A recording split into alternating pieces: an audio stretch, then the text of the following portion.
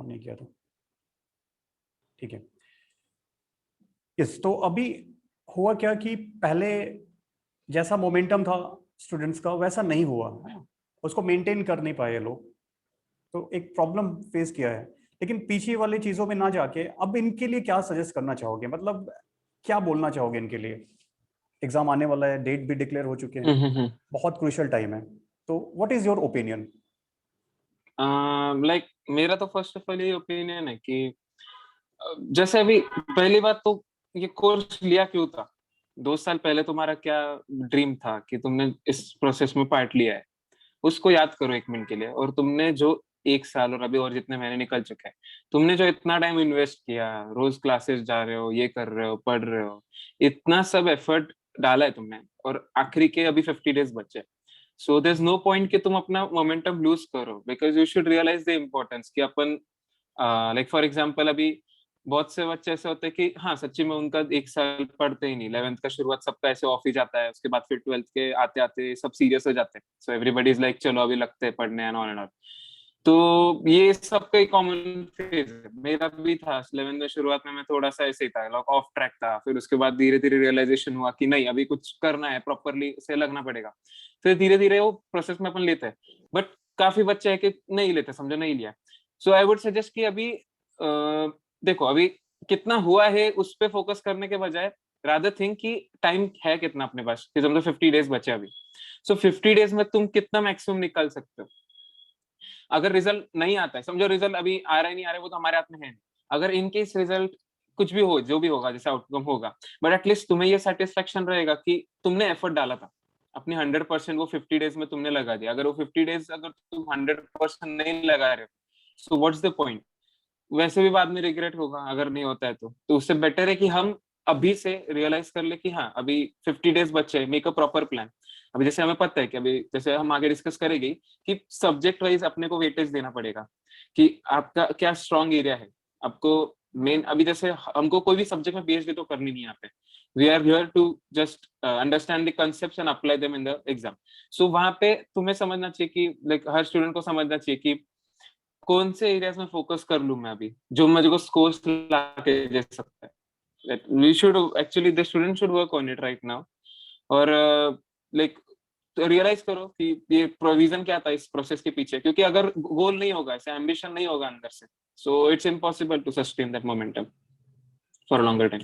Okay, अच्छा एक और प्रॉब्लम, जैसे अभी क्वांटिफाई अगर करना चाहूँ मैं कि क्योंकि लोगों को हम बोलते हैं पढ़ाई करो बट थोड़ा एक क्लियर कट आइडिया नहीं होता, तो तुम्हारा क्या सजेशन होगा, तुम्हारा एक्सपीरियंस क्या है कि लास्ट के 50 डेज में at least how many hours student should dedicate to their study?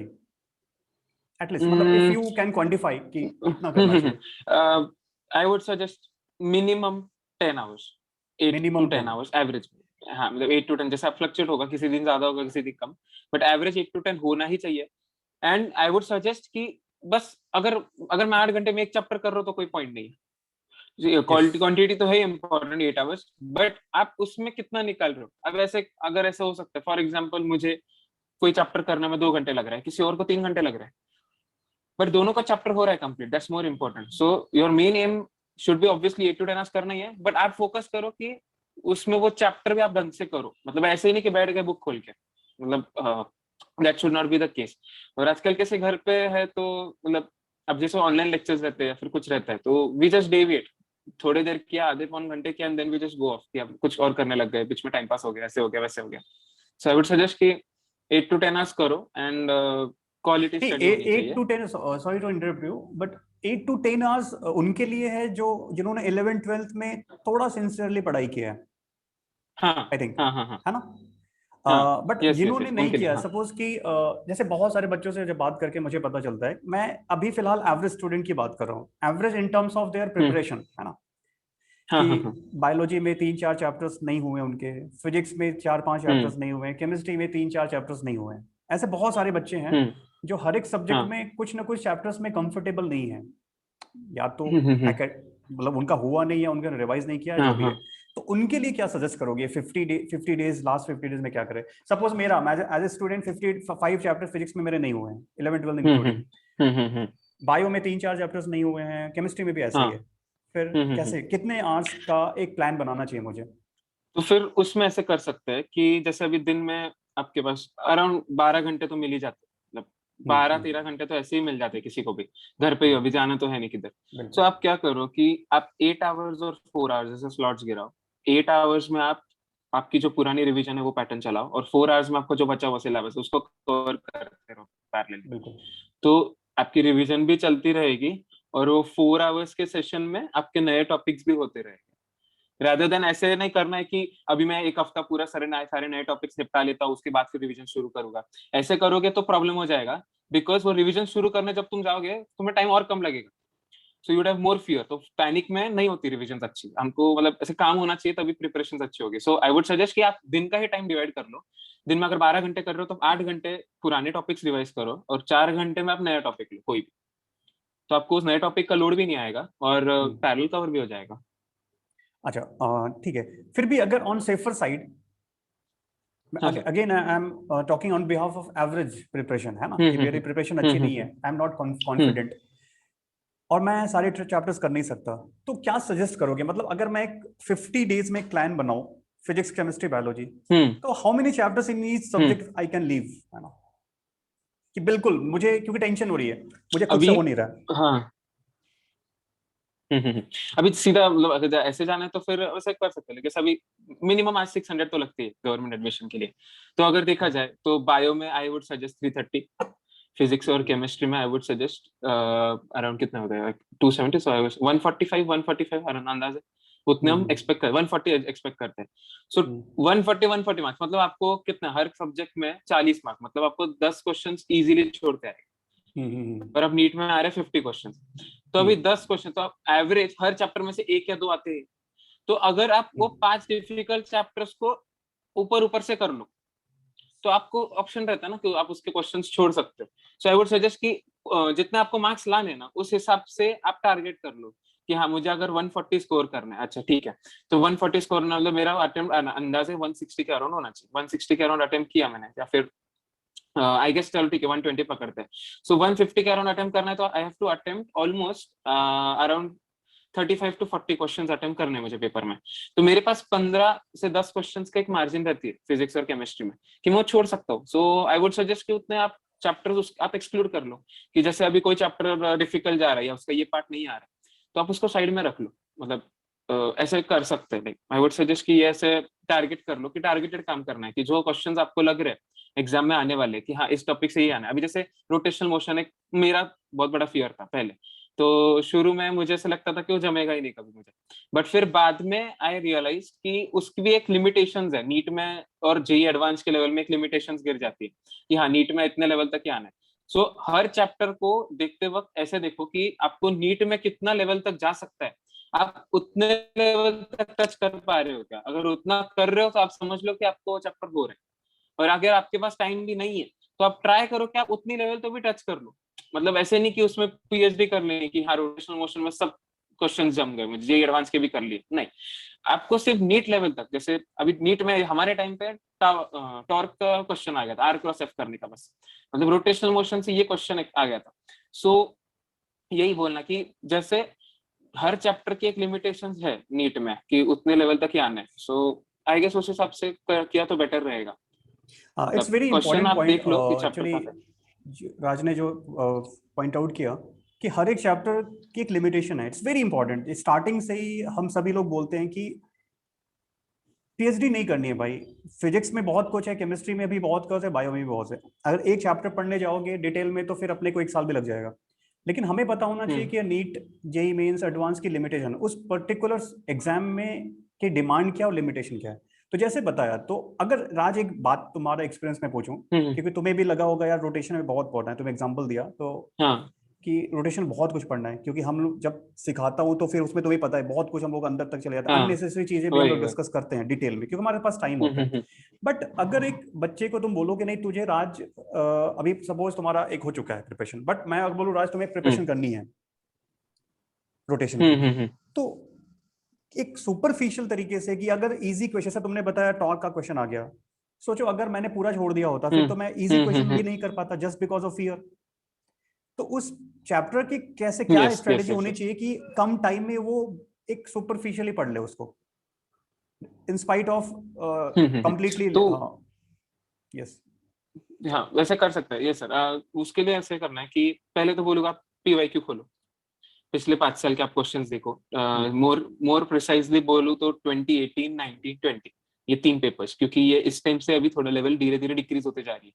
सो आपको ज्यादा क्लियर आइडिया मिलेगा कि कौन से चैप्टर से कौन सा सेक्शन फोकस हो रहा है। और आप पिछले अगर 5 साल भी देखोगे तो रोटेशन में फिक्स एरियाज है, जैसे अभी आई गेस इनर्शिया एक फिक्स एरिया होता है, टॉर्क का एक क्वेश्चन फिक्स एरिया रहता है।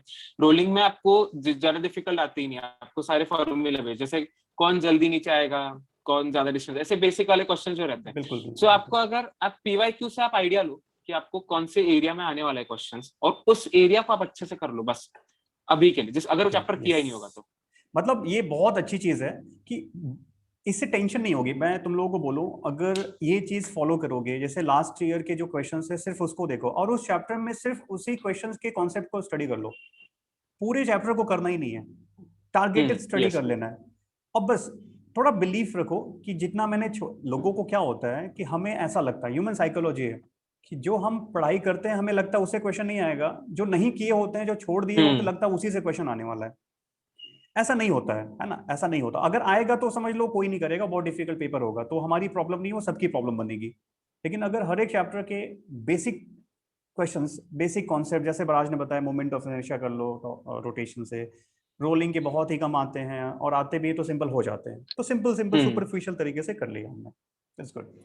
और आजकल सर है ना, मतलब मैंने भी ऐसे देखा जूनियर्स के बात होती कभी कभार, तो ऐसे कि बहुत वीडियोस आते हैं यूट्यूब पे अन अकेडमी हाँ। में, एक पूरा चैप्टर इन वन शॉट, वो वन शॉट में जो कराते हैं ना, मतलब मेरा कहीं कहीं ऐसे ओपिनियन उसके लिए अगेंस्ट है, क्योंकि होता क्या है, वो आपको सिर्फ फॉर्मूला रटा देते हैं लेक्चर में, वो आपको सिर्फ फॉर्मूला रटा देंगे। अभी एग्जाम में क्या होता है, नीट वाले आपको ये नहीं चेक करने वाले कि तुमको फॉर्मूला पता है और तुमको वैल्यू डालते आ रही है, वो एनालिटिकल क्वेश्चंस पे ज्यादा फोकस करते हैं नीट वाले, क्योंकि उनको नहीं चाहिए कि तुम कैलकुलेशन करो, जेई का पेपर थोड़ी बना है।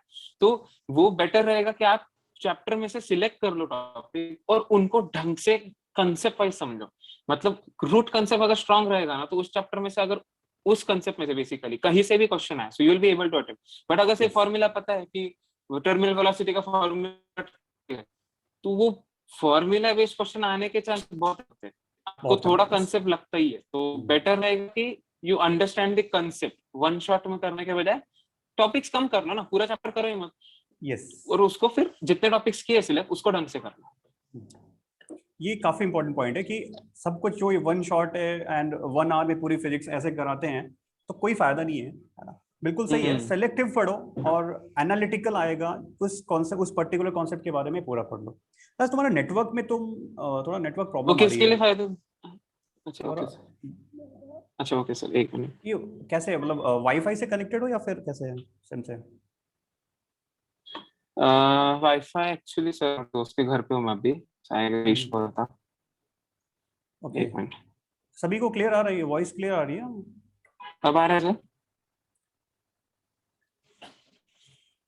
ओके ठीक है, ठीक है, करेक्ट, ठीक है। Am I audible? ओके हाँ, यस यस यस। ओके, तो यस, ये चीज तो थी कि थोड़ा ये वन शॉट वाला सर सिर्फ जो पढ़ के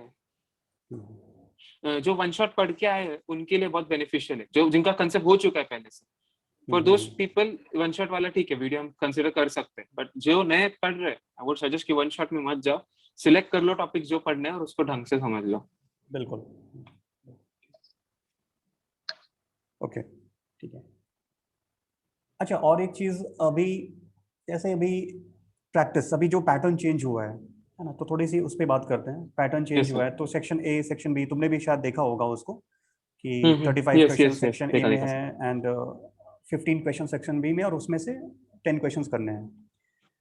तो जैसे जेई का एक एक्सपीरियंस ऐसा बोलता है कि सेक्शन बी में जो ऑप्शंस मिलते हैं तो वो भी ऐसे इजी नहीं मिलेंगे कि like you can easily leave 5 questions, है ना। You can not easily figure out कि विच 5 क्वेश्चंस आर इजियर, है ना, आउट ऑफ दैट 15 क्वेश्चन। ये इजी नहीं होगा, इसमें भी बच्चों के लिए काफी डिफिकल्ट टास्क होने वाला है। तो वैसे तुम्हारा क्या ओपिनियन है, पेपर डिफिकल्ट होने वाला है, इजी होने वाला है, क्या लगता है तुम लोगों को? लास्ट ईयर जैसा ही अभी होगा? मुझे तो लगता है सर कि पेपर लेवल है इम्पोर्टेंट, मतलब इजी ही होगा, मतलब पिछले साल जैसे ही लेवल आएगी या फिर उससे आसपास ही रहेगी, बिकॉज इस साल और ज्यादा लॉस हुआ है। हमारे बैच को सिलेबस हो गया था, उसके बाद लॉकडाउन यस लगा था। यस यस यस इस बैच को पूरा सिलेबस ही लॉकडाउन में कवर हुआ है, so I guess yes. Government will take that thing in consideration. And second, I would suggest कि पेपर लेवल है इम्पोर्टेंट, बट मैं बोलूंगा कि तुम बेस्ट प्रिपेयर करो। डोंट प्रेडिक्ट, मतलब पेपर को प्रेडिक्ट मत करो, आप अपना यस। बेस्ट कर लो, मतलब आपके हिसाब से जो टॉपिक आपको लग रहा है आप बेस्ट करके जाओ। पेपर को एंटिसिपेट करो ही मत, जो जैसा पेपर आएगा उस क्वेश्चन को मैं लगा दूंगा, मेरा इतना ही होना चाहिए। अच्छा, दूसरी चीज, टेस्ट, जैसे अभी टेस्ट की प्रैक्टिस यहाँ पे हम लोगों ने हर 4 डेज पे भी बच्चे टेस्ट दे रहे हैं और अच्छे से दे रहे हैं, कुछ लोग तो काफी अच्छा परफॉर्म भी कर रहे हैं। एंड लेकिन अभी क्या टेस्ट की फ्रीक्वेंसी कितनी होनी चाहिए? व्हाट डू यू सजेस्ट कि अभी 50 डेज में डेली टेस्ट सिर्फ पेपर सॉल्व करने चाहिए या फिर हमें रिवीजन पे ज्यादा फोकस करना चाहिए, कैसे करना चाहिए? इट विल लाइक, मेरे दोनों अलग अलग ओपिनियंस है। एक है जिसका अगर अच्छा पढ़ाई हो चुका है जिसका, तो आई वुड सजेस्ट कि वो अगर अल्टरनेट डे पेपर दे रहा है so it's well and good. Daily तो नहीं, क्योंकि डेली प्रॉब्लम ऐसा होता है कि, मतलब मैंने भी एक्सपीरियंस किया था कि वो 3 घंटे का पेपर तो देते हैं हम, बट उसके पहले का 1 घंटा और उसके बाद के 2 घंटे भी उसके साथ चले जाते हैं। बिकॉज यू गिव पेपर, फिर हम थक जाते हैं, फिर हम रेस्ट लेते हैं, फिर वो एनालिसिस ये वो सब, उसमें 6 घंटे आपका दिन का निकल जाता है। सो आई वुड सजेस्ट कि एवरी अल्टरनेट डे दो, रिविजन्स को ज्यादा फोकस करना चाहिए और साथ में पेपर्स पैरेलल चलाओ। जिनका कंटेंट नहीं हुआ है अच्छे से, आई वुड सजेस्ट कि वीक में आप 2, मैक्स टू मैक्स 3, 2 पेपर, मतलब वीक में 2 ही पेपर बराबर है। 2 पेपर जिनका ज्यादा नहीं हुआ है अभी के लिए, एटलीस्ट अगले 20-25 दिन के लिए आप 2 पेपर ही दो वीक में, और आप कंटेंट को आपका इंप्रूव कर लो पहले, उसके बाद पेपर को बैठो। क्योंकि अगर कंटेंट ही अच्छा नहीं होगा सो पेपर देने में ही पॉइंट नहीं है, मतलब it would not help you to analyse कि आपका कहाँ स्ट्रांग है, कहाँ। पहले आप पढ़ लो, उसके बाद फिर आप फ्रीक्वेंसी बढ़ा सकते हो। अच्छा, बच्चों को एक चीज और भी लगती है कि जितने ज्यादा, मतलब एक बैक ऑफ माइंड में चल रहा होता है कि जो क्वेश्चंस हम पेपर सॉल्व करते हैं, तो शायद जितने ज्यादा क्वेश्चन पेपर सॉल्व करेंगे तो उनमें से ही क्वेश्चन हमारे एग्जाम में आ जाएगा। तुम्हारा क्या एक्सपीरियंस है? जितने पेपर सॉल्व किए तुमने, 100 200 वॉट एवर जो काउंट में अगर देखा जाए, तो वो क्वेश्चन आते हैं, रिपीट होते हैं, क्या फायदा मिलता है उससे? पेपर देने का क्यों फायदा है, क्या तुम्हें लगता है? पेपर देने के 2 एडवांटेजेस। पहला तो आपको वो 180 क्वेश्चंस 3 आवर्स, और उसके दिमाग में साइक्लिक आदत लग जाती है कि हाँ, मतलब एक आदत से हो जाती है कि अभी 1.5 घंटे में बायो खत्म हो रही है। तो दूसरा एडवांटेज ऐसा होता है कि क्वेश्चंस तो जनरली ऐसे रिपीट इतने हुए नहीं, बट एक आइडिया मिल जाती है कि इस क्वेश्चन को कैसे अप्रोच करना है। मतलब क्वेश्चन देखते ही दिमाग में एक मिल जाता है कि इस वे से अप्रोच जाना है, मतलब इस वजह से आंसर जल्दी मिलेगा। जैसे वो जो अप्रोच की मेथड है वो एक्सपीरियंस से ही बढ़ती है। मतलब अगर जैसे अभी कोई भी टॉपिक ले लेते हैं हम, जैसे अभी फ्रिक्शन टॉपिक ले, तो फ्रिक्शन में बहुत वैरायटी ऑफ प्रॉब्लम्स है, बट हर प्रॉब्लम को अप्रोच करने का एक अलग अलग मेथड रहता है जो हमको एग्जाम में रियलाइज होते जाते हैं पेपर्स देते देते। सो यही एक्सपीरियंस आगे काम में आता है कि जैसे फॉर एग्जाम्पल अगर मैंने फ्रिक्शन के 4-5 प्रॉब्लम्स देख लिए, तो मुझे पता है कि एग्जाम में अगर प्रॉब्लम आता है फ्रिक्शन का, so I have my tools ready with me, like मेरे पास 4 अप्रोचेस है मेरे पास रेडी, 1 2 3 4, सो उसमें से आई विल सिलेक्ट। बट अगर आप कम पेपर्स दोगे सो आपको पता ही नहीं चलेगा कि दूसरा कौन सा अप्रोच हो सकता है क्वेश्चन को। तो वो अप्रोच डेवलप करने के लिए पेपर्स हेल्प यू अलॉट। तो वो, और उसका टाइम सेव होता है फिर, मतलब बेसिकली। ओके। अच्छा, और दूसरी चीज, जैसे अभी पेपर तो दे दिया, ठीक है, पेपर की बात भी हो गई, बट सीक्वेंस पेपर देते समय क्या रखना चाहिए? बायो, फिजिक्स, केमिस्ट्री, काफी कंफ्यूजन रहता है, तो उसमें क्या सजेशन है तुम्हारा? अभी जैसे जिनको फिजिक्स का अभी 70% बच्चों को फिजिक्स का फोबिया रहता ही है, मतलब जनरली। तो फिजिक्स को मैं सोच बोलूंगा कि आप लास्ट में ही रखो, पहले बायो फिर उसके बाद केम रखो, क्योंकि वो जो फोबिया है वो कैरी ओवर नहीं होना चाहिए दूसरे सब्जेक्ट में, क्योंकि वो कैरी ओवर अगर हो गया उसका फियर, तो वो पेपर खराब कर देगा दूसरा पार्ट। हमारा मेन एम ये है, हमें फिजिक्स में 180 नहीं लाना है, हमारा मेन एम है कि हमारा ओवरऑल टोटल अच्छी लानी है। सो आई वुड सजेस्ट कि जो आपका फियर सेक्शन है, जिससे आपको डर लग रहा है, आप उसको लास्ट में ही रखो, उसको शुरू में लो ही मत, क्योंकि एक बार आपको पैनिक अटैक आ गया एग्जाम, तो गेम खत्म है, मतलब उधर एक सब हो गया खत्म। उसके बाद फिर वो रिवाइव होने में बहुत टाइम लग जाता है, देन पूरा मेस हो जाता है। आई वुड सजेस्ट जो सेक्शन आपको सबसे इजी स्कोरिंग और अच्छा कॉन्फिडेंस है उसको पहले ले लो। मेरे लिए ऐसा ही था, बायो था, मुझे बहुत फिजिक्स पसंद था, बट तो भी मुझे ऐसा था कि मेरे मन में ऐसा था कि अगर फिजिक्स का क्वेश्चन नहीं लगता है तो मुझ में ऐसे वो थोड़ा ऐसे एंजाइटी डेवलप हो जाती थी। तो मुझे वो थोड़ा प्रॉब्लम लगने लगा, उसकी वजह से मेरे क्वेश्चंस गलत होते थे दूसरे सेक्शन में. So I change my pattern, then I shifted to bio, then chem, then physics. वही रखा मैंने फिर लास्ट तक, क्योंकि फिर उससे बेसिकली बायो केम अफेक्ट नहीं हो रहा था मेरा. So I was saving that part. Okay, ये भी इम्पोर्टेंट है क्योंकि पैनिक होने से जो क्वेश्चंस आते भी रहते रहते हैं वो भी रॉन्ग होने के चांस होते हैं. अच्छा, दूसरी चीज की क्वेश्चंस अप्रोच कैसे, सपोज तुमने बायो स्टार्ट किया तो कुछ टाइम हाँ लिमिट सर. फिक्स किया था, स्ट्रिक्ट उस टाइम हाँ, से स्टिक करते थे, या you are just trying to solve all the questions? नहीं नहीं, time limit sir, time limit से ही काम करना है. जैसे मैंने बायो केम कॉम्बिनेशन में 1.5 घंटा रखा था, मतलब ओके. फ्लक्चुएटिंग था उसमें. बायो को फिक्स स्पेसिफिक नहीं दिया, केम स्पेसिफिक नहीं दिया था मैंने बायो केमिस्ट्री को कॉम्बिनेशन में 1.5 आवर रख दिया पहले, मैं पेपर जाने के पहले. फिर पेपर आने के बाद आई रियलाइज कि लेवल काफी लो आई है मतलब पेपर की. देन आई रियलाइज कि घाई गड़बड़ करके पॉइंट नहीं, क्योंकि अगर वो पेपर फिनिश करना तो 2 घंटे में भी हो जाता था अगर घर देते थे तो. But I tried to keep my pace slow only, because ऐसे पेपर्स में एक्यूरेसी बहुत बड़ा गेम कर देती है. तो फिर I try to keep myself slow. तो फिर आई वुड सजेस्ट कि 1.5 घंटा will be best for bio and chemistry. And बचा हुआ जो 1.5 घंटा उसमें आप पहला 1 घंटा या 1 hour 10 minutes जो है आप फिजिक्स को दो, और लास्ट के 20 minutes जो क्वेश्चन छोड़े थे उसको शांति में देखना है और कंप्लीट करना है. ओके. एंड बबलिंग कैसे किया था तुमने? सिर्फ बायो केमिस्ट्री 1.5 आवर, तो बायो केमिस्ट्री एक साथ बबल किया या फिर बायो करने के बाद फिनिश करने के बाद उसको बबल किया? मेरा सर 1-on-1 था. मैं यहाँ पे मार्क करता था, फिर एक क्वेश्चन मार्क करता था, मतलब आई यूज्ड टू गो 1-on-1. जैसे बायो का तुम्हारा क्या 91st किया एक्सपीरियंस है, सॉल्व, लाइक तो यहाँ पे लगेज मार्क कर देता था. Would you suggest this to all student, और क्या कुछ? आई वुड सजेस्ट आप बायो और केमिस्ट्री में तो ऐसे करो कि बायो सॉल्व कर लो, उसके बाद उसको मार्क कर लो. पहले पेपर पे कर लो फिर मार्क करो. केमिस्ट्री में इट्स योर चॉइस, अगर केमिस्ट्री में 1-on-1 जाना है 1-on-1 जाओ, या फिर ये. और फिजिक्स में तो कंपलसरी 1-on-1 जाओ, क्योंकि फिजिक्स में जनरली सब बच्चे 45 अटेम्प्ट करते ही नहीं है. सभी बच्चे हार्डली 30 या 25 करते हैं. तो प्रॉब्लम ऐसा होता है कि जब हम सॉल्व कर लेते पेपर पे, तो गड़बड़ में मार्किंग करते वक्त है ना, हम सीधा मार्क कर देंगे गलती से फिजिक्स में तो भी, क्योंकि फिजिक्स में सब तो 45 करते ही नहीं है. So we attempt hardly 30 to 35. So 30 to 35 questions जो है आपको वो सीक्वेंस में तो रहने नहीं वाले. तो आई वुड सजेस्ट कि 1-on-1 करो, एक क्वेश्चन सॉल्व कर लो, एश्योर कर लो करेक्ट है, फिर लगे उसको मार्क कर लेते. ओके. तो मेरा सजेशन तो ये होगा कि यू शुड ट्राई, है ना, एटलीस्ट, कि जो राज ने बोला, अगर इफ यू थिंक, तुम में से लोगों को लगता है कि नहीं मुझे ट्राई करना चाहिए, तो अभी तुम्हारे पास टाइम है 50 days. यू कैन ट्राई कि यार ये अप्रोच, ये जो एक स्ट्रेटजी है वो मेरे लिए वर्क कर रही है कि नहीं कर रही है. देन यू विल डिसाइड कि है ना कि, क्योंकि Yes, sir. काफी लोगों का अलग अप्रोच होता है. कुछ लोग केमिस्ट्री से स्टार्ट करते हैं, कुछ लोग बायो से, कुछ लोग फिजिक्स से करना, तो इट डिपेंड्स, है ना. फिर भी एक जनरल स्ट्रैटेजी जो बताई राज ने, उसमें काफी इंपॉर्टेंट पॉइंट ये बताया कि अगर तुम्हें 20 क्वेश्चन ही करने हैं, फॉर एग्जाम्पल मेरी फिजिक्स वीक है, तो 40 सबसे कम फिजिक्स में क्वेश्चन करते हैं स्टूडेंट, ये बहुत जनरल टेंडेंसी है. तो ये भी इंपॉर्टेंट है कि जब आप 1 by 1 एक करके फिर कर सकते हो, बट इट डिपेंड्स. अगेन मैं यही बोलूंगा कि एग्जाम जब तुम्हारी हो रही है तो उसमें जो भी स्ट्रैटेजी तुम्हारे दिमाग में आती है एटलीस्ट उसको ट्राई करो. और सर एक ही पॉइंट बस हाँ इसके हाँ. बारे में कि don't change your strategy in the last 10 days. मतलब लास्ट 10 दिन में कोई भी सीनियर आ जाए, कोई भी आ जाए यस. कुछ बोलने को, तो कुछ चेंज नहीं करना है. बिकॉज स्ट्रेटेजी चेंज करते हो तो एग्जाम में जाके भी मतलब वहां पे चले गए और अचानक मन में आ गया नहीं यार आज केमिस्ट्री का मूड हो रहा है, केमिस्ट्री ले लेता हूँ, नहीं. जो फिक्स हुआ है, जो पिछले 25 दिन से 30 दिन से प्रैक्टिस किया था, वही प्रैक्टिस को वहां पे करना है.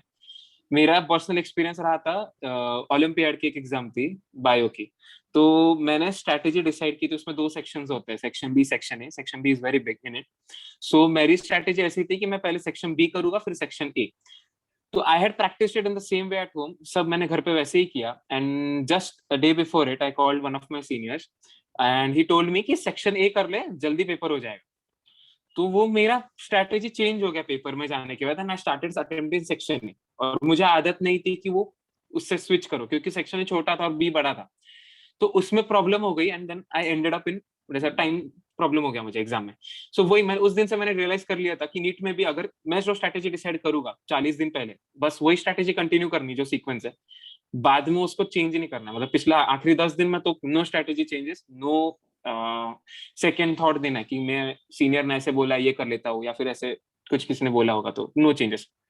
यस, इट्स गुड पॉइंट कि अभी जो ट्राई करना है कर लो, और जल्दी से जल्दी अपने एक स्ट्रेटेजी पे फाइनलाइज कर लो कि नहीं मुझे यही फॉलो करना है, उस पे स्टिक करो, है ना। और just try to make you perfect कि यार ठीक है, मैं उस स्ट्रेटेजी से कोई भी बोल दे मुझे चेंज नहीं करना, क्योंकि अगेन देखो वी आर नॉट मशीन, है ना। मैं बार बार यस। बोलता हूँ कि राज के लिए जो स्ट्रेटेजी वर्क की, राज का अपनी पर्सनालिटी, अपना वे ऑफ थिंकिंग, अपना अप्रोच है, हर किसी का अपना होता है। राज तुम्हें एक गाइडलाइन दे सकता है ना, लेकिन तुम उसको ट्राई करो कि तुम्हारे लिए वर्क करता है कि नहीं करता है, ठीक है। तो वो क्योंकि बेस्ट होता है, बिकॉज हमें एक आई ओपनिंग होता है हमारे लिए कि यार ठीक है कि एक एक्सपीरियंस है, राज ने जो भी शेयर किया तुम्हारे साथ अभी, तो वो एक एक्सपीरियंस से किया। यस, ओके, ठीक है। अच्छा, एक गौरीश एक क्वेश्चन पूछ रहा है राज की, जैसे होता भी है, ये मेरे साथ भी होता था, मुझे याद आ यस रहा, सर। अच्छा अच्छा पॉइंट रेज किया उसने, हम्म। कि जब 3 आवर्स में हम बैठते हैं, 3 आवर्स बिग टाइम है ना, मतलब 3 आवर्स सिट करना, हाँ। बैठना वहां पे काफी मुश्किल होता है। तो हम्म। उसमें एक प्रॉब्लम है, थॉट, बहुत सारे थॉट आते हैं कभी कभी। फॉर एग्जाम्पल कि मैंने स्टार्ट किया, हाँ। सपोज मेरी स्ट्रेटेजी, मैं केमिस्ट्री से या बायो, चलो बायो से स्टार्ट करता हूँ मैं, बट हाँ। पहला क्वेश्चन ही डिफिकल्ट हो गया, या फिर कुछ हम्म। 10-15 मिनट्स के बाद मेरे 2-3 क्वेश्चन फटाफट छूट रहे हैं, तो एक प्रेशर आता है कि यार हम्म। मेरे 2-3 क्वेश्चन मैंने, तो जब ब्लैंक हम्म। दिखता है ना कि मैंने बबल नहीं किया, 2-3 क्वेश्चन छोड़ दिए, तो एक प्रेशर क्रिएट होता है कि लगता है मेरा अब नहीं होगा। ये सबसे बड़ा होता है, होता थॉट है। थॉट होता है, फियर होता है कि शायद मेरा नहीं होगा, है ना। जब मेरा नहीं हम्म। होगा तो एक जो एक टेंशन जो क्रिएट होती है, उसके वजह से बाकी नेक्स्ट क्वेश्चंस पे उसका इम्पैक्ट होता है। तो उस चीज को कैसे ओवरकम करें, तुम्हें क्या लगता है, तुम्हारा तुम्हारे साथ हुआ था या नहीं हुआ था, या हुआ तो कैसे किया? होता हुआ हुआ है सर, ऐसे होता है। केमिस्ट्री में ही हुआ था मेरा, आई गेस 2 या 3 क्वेश्चंस मैंने छोड़ दिए थे। और बायो जो इजी पेपर आया था हमारा, ये इतना, इसमें मैंने एट ए स्ट्रेच 10 क्वेश्चन छोड़ दिए थे। मतलब मुझे हल्का सा भी डाउट आया तो मैं छोड़ रहा था। मुझे हल्का सा भी लगा कि 5% डाउट लग रहा है, मैं छोड़ दिया था। तो प्रॉब्लम ऐसे होता है कि उसका इम्पैक्ट पड़ता है। तो मैंने उसमें ऐसे ट्राई किया कि पहली बात तो ये चीज, तो पहली बात पेपर्स देने से इंप्रूव होगी। फर्स्ट ऑफ ऑल पेपर्स दोगे, आप उसको एनालाइज करोगे तो उसमें है। और सेकंड, मेरा ऐसा ओपिनियन है कि कैलकुलेटेड अप्रोच रखो। अब किसी ने बोला नहीं है ना कि 180 में से 180 लाने हैं। आपको लाने कितने हैं और आपको अटेम्प्ट कितना करना है, तो आपके पास मार्जिन कितना है। मतलब जैसे अगर मुझे लाने हैं मार्क्स 120 केमिस्ट्री में, समझो 120 130 लाने एवरेज स्टूडेंट के लिए बोला तो 130 अगर मुझे लाने हैं केमिस्ट्री में, तो मेरा अप्रोच ये रहेगा कि मैं 160 अटेम्प्ट करूं। तो अगर मैं ऊपर के 20 मार्क, मतलब कितने क्वेश्चन हो गए वो, आई गेस 5 क्वेश्चन, अगर मैं 5 या 10 क्वेश्चन छोड़ भी देता हूँ तो क्या ही फर्क पड़ रहा है। मेरा मेन एम होना चाहिए कि मुझे जितने स्कोर लाने हैं उसके लिए मेरे पास कितना ऑप्शन है छोड़ने का, वो आप उस पर फोकस करो। ऐसे नहीं कि सीक्वेंस में 3 छूट गए, क्योंकि क्या होता है कि हमें ऐसे लगता है कि यहाँ पे 5 छूट गए और आगे भी 5 छूटने वाले। वो थॉट इनिशिएटिव मत करो। Just give your 100% for that one single question. मेरा ऐसा था कि मेरे सामने अगर वो क्वेश्चन आया है तो मैं ना पिछले क्वेश्चन का सोच रहा था ना आगे क्वेश्चन, नीट में तो भी, मतलब पहले आदत थी मुझे, ऐसे फियर आता था, बट फिर आफ्टर प्रैक्टिस ऐसे सोच लिया था मैंने कि जो क्वेश्चन सामने आया है उसको 100% लगा दूंगा। बस मेरे को ये करेक्ट करना है, पीछे वाला क्या हुआ उसके साथ मुझे फर्क नहीं पड़ रहा है। और कैलकुलेटेड अप्रोच रखो, कितने क्वेश्चन अटेम्प्ट करके करने हैं एग्जाम में, ये पहले से ही डिसाइड करके चले जाओ। मिनिमम कितने आपको अटेम्प्ट करना है, क्या आपका स्कोर टारगेट है, क्या रेंज में आपको लाने हैं। तो ये अगर स्ट्रैटेजी रहेगी तो मुझे नहीं लगता कि उसका फियर डेवलप होना चाहिए। एंड थर्ड थिंग जो मैंने की थी एग्जाम में, मैं सेंटर पहुंच गया था 12 बजे। सो 12 से 2 मुझे टाइम था। So I had started deep breathing, मतलब 5 मिनट्स के डीप ब्रीदिंग एक्सरसाइजेस कर रहा था मैं वहां पे बैठे बैठे। और बीच बीच में जहां पे भी मुझे ऐसे फियर आ रहा था तो मैंने पेन छोड़ दिया था टेबल पे, and I just close my eyes for 2-3 minute, 2-3 minute के लिए आंख बंद करके बस डीप ब्रीदिंग कर रहा था, स्लो डीप ब्रीदिंग। सो उससे एडवांटेज ये होता है कि पहली बात तो शांत हो जाते हैं, लाइक जो आपका हार्ट रेट है, ब्रीदिंग रेट है, वो थोड़ा स्लो डाउन हो जाता है। उसको पहले स्लो डाउन कर लो, उसके बाद फिर से पेपर को लग जाओ। तो ये जो ब्रीदिंग एक्सरसाइजेस है आई गेस अभी से शुरू करो, सभी ने करना चाहिए। मतलब आई गेस 40 दिन है, अच्छी आदत लगेगी और मेंटल कामनेस बहुत मेंटेन रहती है पेपर में। यस, ये काफी इंपॉर्टेंट है, क्योंकि पैनिक अटैक बहुत होता है, मैंने लोगों को देखा है कि एग्जाम प्रेशर बियर नहीं कर पाते, 2 साल तो बहुत मजे करते हैं, बट एग्जाम आता है तो फिर कुछ उनको समझता नहीं है। तो इसके लिए बहुत इंपॉर्टेंट है कि अपनी साइकोलॉजी को बहुत स्ट्रांग रखना है ना। फिर भी अच्छा, एक और चीज, जैसे लास्ट में तो तुमने प्रिपरेशन सर। लास्ट 30-40-50 डेज जो भी तुम्हारे पास थे, इसी सेम ड्यूरेशन में, हम्म। तो जब सब्जेक्ट करते थे, तो जब प्रेशर आता था, समझे पढ़ते पढ़ते फेडअप हो गए, सपोज मैं लास्ट 5 डेज से या डेली 12 आवर्स हम्म। 14 आवर्स स्टडी कर रहा हूँ, तो एक बॉडी की अभी हैबिट तो है नहीं कभी इतनी पढ़ने की, तो मैं अचानक से अपनी बॉडी को एक्स्ट्रा एफर्ट डाल रहा हूँ, तो एक फटीग हाँ। होता था, एक मूड स्विंग हो रहा है, एक इनसिक्योरिटी आती है, एंजाइटी होती है, भूख नहीं लगती है, हम्म। इरिटेशन, मतलब there are so many factors है ना, दो मेनी सिम्टम्स। तो उससे कैसे ओके। ओवरकम करते थे, हाँ। कैसे मतलब खुद को कैसे तुम इन्वॉल्व करते थे स्टडी में कि कंसिस्टेंटली तुम 12 आवर्स 10 आवर्स 12 14 आवर्स की स्टडी करते थे, क्योंकि ये सारी चीजें तो तुम्हारे साथ भी हुई होंगी। मेरा ऐसा था कि पहली बात तो, हाँ वो तो है, हाँ हाँ, एट ए स्ट्रेच तो पहली बात तो आई वुड सजेस्ट कि एट ए स्ट्रेच 6 घंटे जो एम रखते, बहुत लोग ऐसे बोलते भैया एट ए स्ट्रेच 6 घंटे बैठना है, मेरे को 5 घंटे बैठना है, ये मत करो। आई हम्म। वुड सजेस्ट 2.5 घंटे, 3 घंटे, 3 घंटे मैक्स टू मैक्स, 3 घंटे के आप स्टडी स्लॉट्स रखो, उसके बाद ब्रेक लेना ही है। एंड सेकेंड थिंग, मेरा पर्सनल हॉबीज जो थी, जैसे मेरे को गाने सुनना पसंद है, फिर मैं पियानो प्ले करता तो थोड़ी देर बीच में गाने बजा लिए एक 15-20 मिनट के लिए। सो इससे माइंड रिफ्रेशमेंट होता है। या फिर फैमिली के साथ नीचे जाके बैठ जाओ, किसी दोस्त को कॉल कर लो, नॉर्मल बात कर लो। बस जो 15-20 मिनट्स के जो रिफ्रेशमेंट्स है ना, ये बीच बीच में अगर प्रॉपरली रखोगे तो वो मेंटेन रहेगा। एंड सेकेंड थिंग मेरा ऐसा था कि मतलब आई वॉज वेरी लाइक, वैसे बोल एम्बिशियस था, मतलब मुझे ऐसे बहुत फोकस था, मुझे मेरे को करना ही था, मतलब ठान ली थी कि नहीं मुझे अभी ये करना ही है, ये अचीव करना है। क्योंकि बेसिक मेरे मेरे सारे जब अभी जब आप और बाकी सब टीचर्स थे, उनके भी थे, मेरे भी एक्सपेक्टेशंस थे खुद से, क्योंकि हर स्टूडेंट के अपने अपने एक एक्सपेक्टेशंस होते हैं, हर टीचर को अलग अलग एक्सपेक्टेशन होता है स्टूडेंट से। तो मुझे ऐसा था कि ये एक लास्ट चांस है लाइफ में कुछ करना है, लेकिन जैसे अभी 12th के बाद जैसे अब एमबीबीएस में आ गए, तो एमबीबीएस में आने के बाद तो कोई पूछता नहीं है कि तुम कितने परसेंट ला रहे हो फर्स्ट ईयर में क्या सेकेंड ईयर में, पास हो रहे हो फेल हो रहे हो इतना पूछ लेते हैं। लाइफ में एक ही मोमेंट मिला है कि तुम एक खुद की आइडेंटिटी बना सकते हो। This is the only bridge gap where you can create. इसके बाद तो सीधा एमबीबीएस डॉक्टर बन के आओगे, फिर शादी और फिर वही आगे का, मतलब तब आप नाम नाम कमाओगे। अब इतना अच्छा चांस है कि you can create your own identity. आपको सिटी में आपके कलीग्स, आपके फैमिली मेंबर्स आपको एक रिकॉग्नाइज करेंगे। सो इतनी गोल्डन अपॉर्चुनिटी को आई गेस मिस नहीं करना चाहिए किसी ने। It's a time to prove yourself, to earn your own name, खुद का एक नाम कमाओ, ऐसे एक रिस्पेक्ट रहती है। तो फिर I I was working for that कि मेरे को ऐसे चाहिए ताकि मैं खुद का एक आइडेंटिटी बनाऊं। और तुम्हारी स्टोरी भी एक दूसरे के लिए इंस्पिरेशनल स्टोरी बनाओ यार। मतलब जैसे मेरा अभी एक शेयर कर रहा हूँ, आज कल मतलब अगले साल आप यहाँ पे होगे, सर आपको जूम कॉल पे लेगा और आप अपना एक्सपीरियंस शेयर करोगे। सो बी द वन ना, कि सर आपको कॉल करे, वो मोमेंट अलग रहता है। अभी जैसे सर ने कॉल किया परसों, तो मुझे ऐसा अंदर से अच्छा लग रहा था कि यार वो 2 महीने मैंने अच्छे टाइम पे इन्वेस्ट कर लिया, आज मेरे को ये मौका मिल रहा है। तो वो फर्क पड़ता है। तो उस चीज के लिए काम करो, work for that feeling, work for that respect you will get after achieving that thing. So अगर वो दिमाग में होगा तो कभी बोर होता ही नहीं है। ये बहुत इंपॉर्टेंट पॉइंट है। देखो ये पर्पस, जैसे अभी राज जो बोल रहा था, दैट इज अ पर्पस है ना, you are working for a purpose. तो जैसे बताया इसने कि ये बात स्टार्ट यहाँ से हुई थी कि 12-14 आवर्स पढ़ाई करना होता है, बट मैं थक जाता हूँ, बोर होता हूँ, बहुत सारे बहाने होते हैं हर किसी के पास, ना पढ़ने के बहुत सारे बहाने हैं। तो राज ने जो बताया वो इसलिए बताया कि वो बहाने मत बनाओ, है ना। तुम्हें पढ़ना है एनी हाउ, और वो तुम अपने लिए करोगे, obviously you are not doing for me, for you are not doing for your parents, nothing. Ultimately you will get benefited, है ना। तो इसके लिए फॉर 12 आवर्स 14 आवर्स मैं कह रहा हूँ कि यार रेस्टलेस स्टडी करो।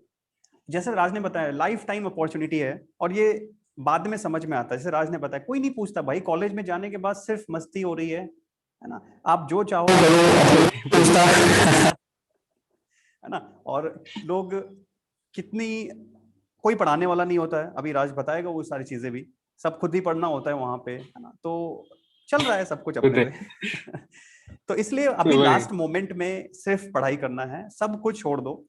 देखो खुद से एक कमिटमेंट होनी चाहिए, मुझे लगता है कि हर किसी को लाइफ में एक होना चाहिए कि मेरे साथ कुछ भी होगा, I will take that responsibility on myself, I will not blame anyone else, कि नहीं नहीं उसकी वजह से ऐसा हो गया, लॉकडाउन कोरोना की वजह से ऐसा हो गया, है ना। उस मतलब नथिंग, जो भी तुम्हारे साथ होता है, achievement will be yours and failure will also be yours. कोई किसी को सक्सेस दिला नहीं सकता, ये फैक्ट है। वही। और किसी को फेल नहीं करा सकता, हम खुद होते हैं जो अपनी सक्सेस और फेल को डिसाइड करते हैं। तो इसीलिए अपनी रिस्पॉन्सिबिलिटी को एक्सेप्ट करो, और ब्लेम करना, खुद से एक प्रॉमिस करो, मुझे कभी एक्सक्यूज नहीं देना है। मैं कभी ये नहीं बोलूंगा कि मैं इसलिए नहीं किया, या मेरा मन नहीं कर रहा है, या मैं बीमार हो, कुछ भी नहीं यार, नथिंग ऐसा, सभी लोग ठीक हैं, कोई इश्यू नहीं, अभी अभी तो सब कुछ नॉर्मलाइज हो चुका है ना, तो उसका करना चाहिए। यस। और सर यही एक पॉइंट था, आप जो बोले बीमार और इसका, ये होता है कि ठीक है, मुझे भी फ्रस्ट्रेशंस आती थी, मैं भी बीमार होता था, मुझे भी प्रॉब्लम्स हुए, मैं भी बहुत फ्रस्ट्रेट हुआ, बट उस चीज को आप कितने दिन एक्सटेंड करते हो ये आपके हाथ में होता है। वो चीज आना आपके हाथ में नहीं है, पर उस चीज को कितने दिन एक्सटेंड कर रहे हो आपके हाथ में। राइट। अब अच्छा अगर कोई बंदा होगा तो वो 1.5-2 दिन में उसको खत्म कर देगा वो चीज को, नहीं भाई मैं कोई इनफ ये सब नहीं चाहिए, मैं लेगे लग जाता हूँ फिर से। और कोई बंदा उसी चीज को ब्लेम करते रहेगा और अगले एक हफ्ते उसी चीज को लेके बैठेगा, नहीं यार मेरा दिन ही खराब है, मेरा यही फेस खराब आ गया, मेरा अच्छा मोमेंटम था। तो दैट्स द ओनली पॉइंट कि आप मैच्योरिटी बताओ उस चीज में। अब सभी 17-18 ईयर्स ओल्ड है, सबको इतना दिमाग है कि उतना समझ लो कि अगर कुछ आता है, कुछ खराब होता है, फिर दिन खराब हो जाता है, कुछ कुछ भी हो गया प्रॉब्लम, एनी सिली प्रॉब्लम की दिमाग खराब हो गया, फ्रस्ट्रेशन आ गई, ये हो गया, बस उसमें से जल्दी निकलो और फिर से बैठो।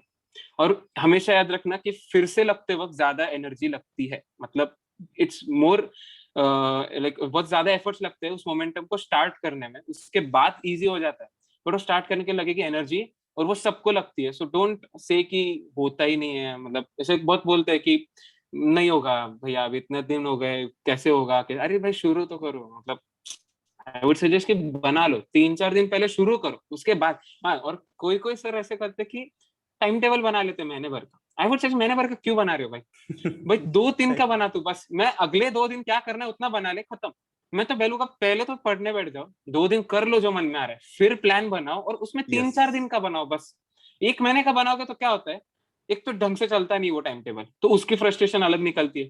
फिर उसके ऊपर से फिर आप बोलते हैं अरे जान देना यार, ये टाइम टेबल भी खराब हो गया, जाने दो, मैं करता ही नहीं। बनाना ही 3 दिन का, बस 3 दिन का टाइम टेबल बनाओ, 4 दिन का बनाओ, उसको अच्छा काम करो, देन मेक स्लॉट ऐसे।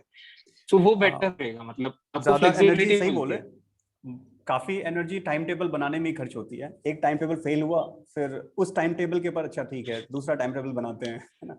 और लोग, मैंने देखा है, लोग वही। पूछते हैं कि सर क्या टाइम टेबल बनाओ, मतलब मुझे थोड़ा एक अलग लगता है कि यार किसी का टाइम टेबल कोई और कैसे बना सकता है ना। मतलब how can I yes that's the decide point. कि तुम मॉर्निंग में फिजिक्स पढ़ो, तुम आफ्टर, मैं तो as a physics hmm. Teacher मैं तो बोलूंगा तुम 24/7 फिजिक्स पढ़ो, तभी मेरे को मजा आएगा, है हाँ। ना। लेकिन यार हाँ। कैसे मैं डिसाइड कर सकता हूँ? तो इसीलिए मैं बार बार हम्म। बोलता हूँ, जैसे राज ने बोला, पढ़ाई तो स्टार्ट करो भाई, जस्ट तुम एक बार स्टार्ट करो, स्टार्ट इंपॉर्टेंट है। तो इसलिए उस चीज को बाकी चीजों में ना पढ़ के एक शॉर्ट, एक टाइम टेबल बना लो 2-3 दिनों का, जैसे बताया, बाकी ठीक है, बाकी कोई इशू नहीं है। अच्छा, दूसरी चीज, जैसे अभी टेस्ट की जो से बात करूं मैं, तो टेस्ट में जो कितना तुम्हें लगता है कि एक एवरेज पर, क्योंकि जो टेस्ट पेपर हम बनाते हैं, देते हैं, या बाहर टेस्ट सीरीज लोग ज्वाइन किए हुए हैं, तो जो भी हम्म। टेस्ट इंस्टीट्यूट, प्राइवेट इंस्टीट्यूट जो टेस्ट क्रिएट करते हैं, या फिर हम्म। अभी हम्म। एनटीए ने दिया, तो हम्म।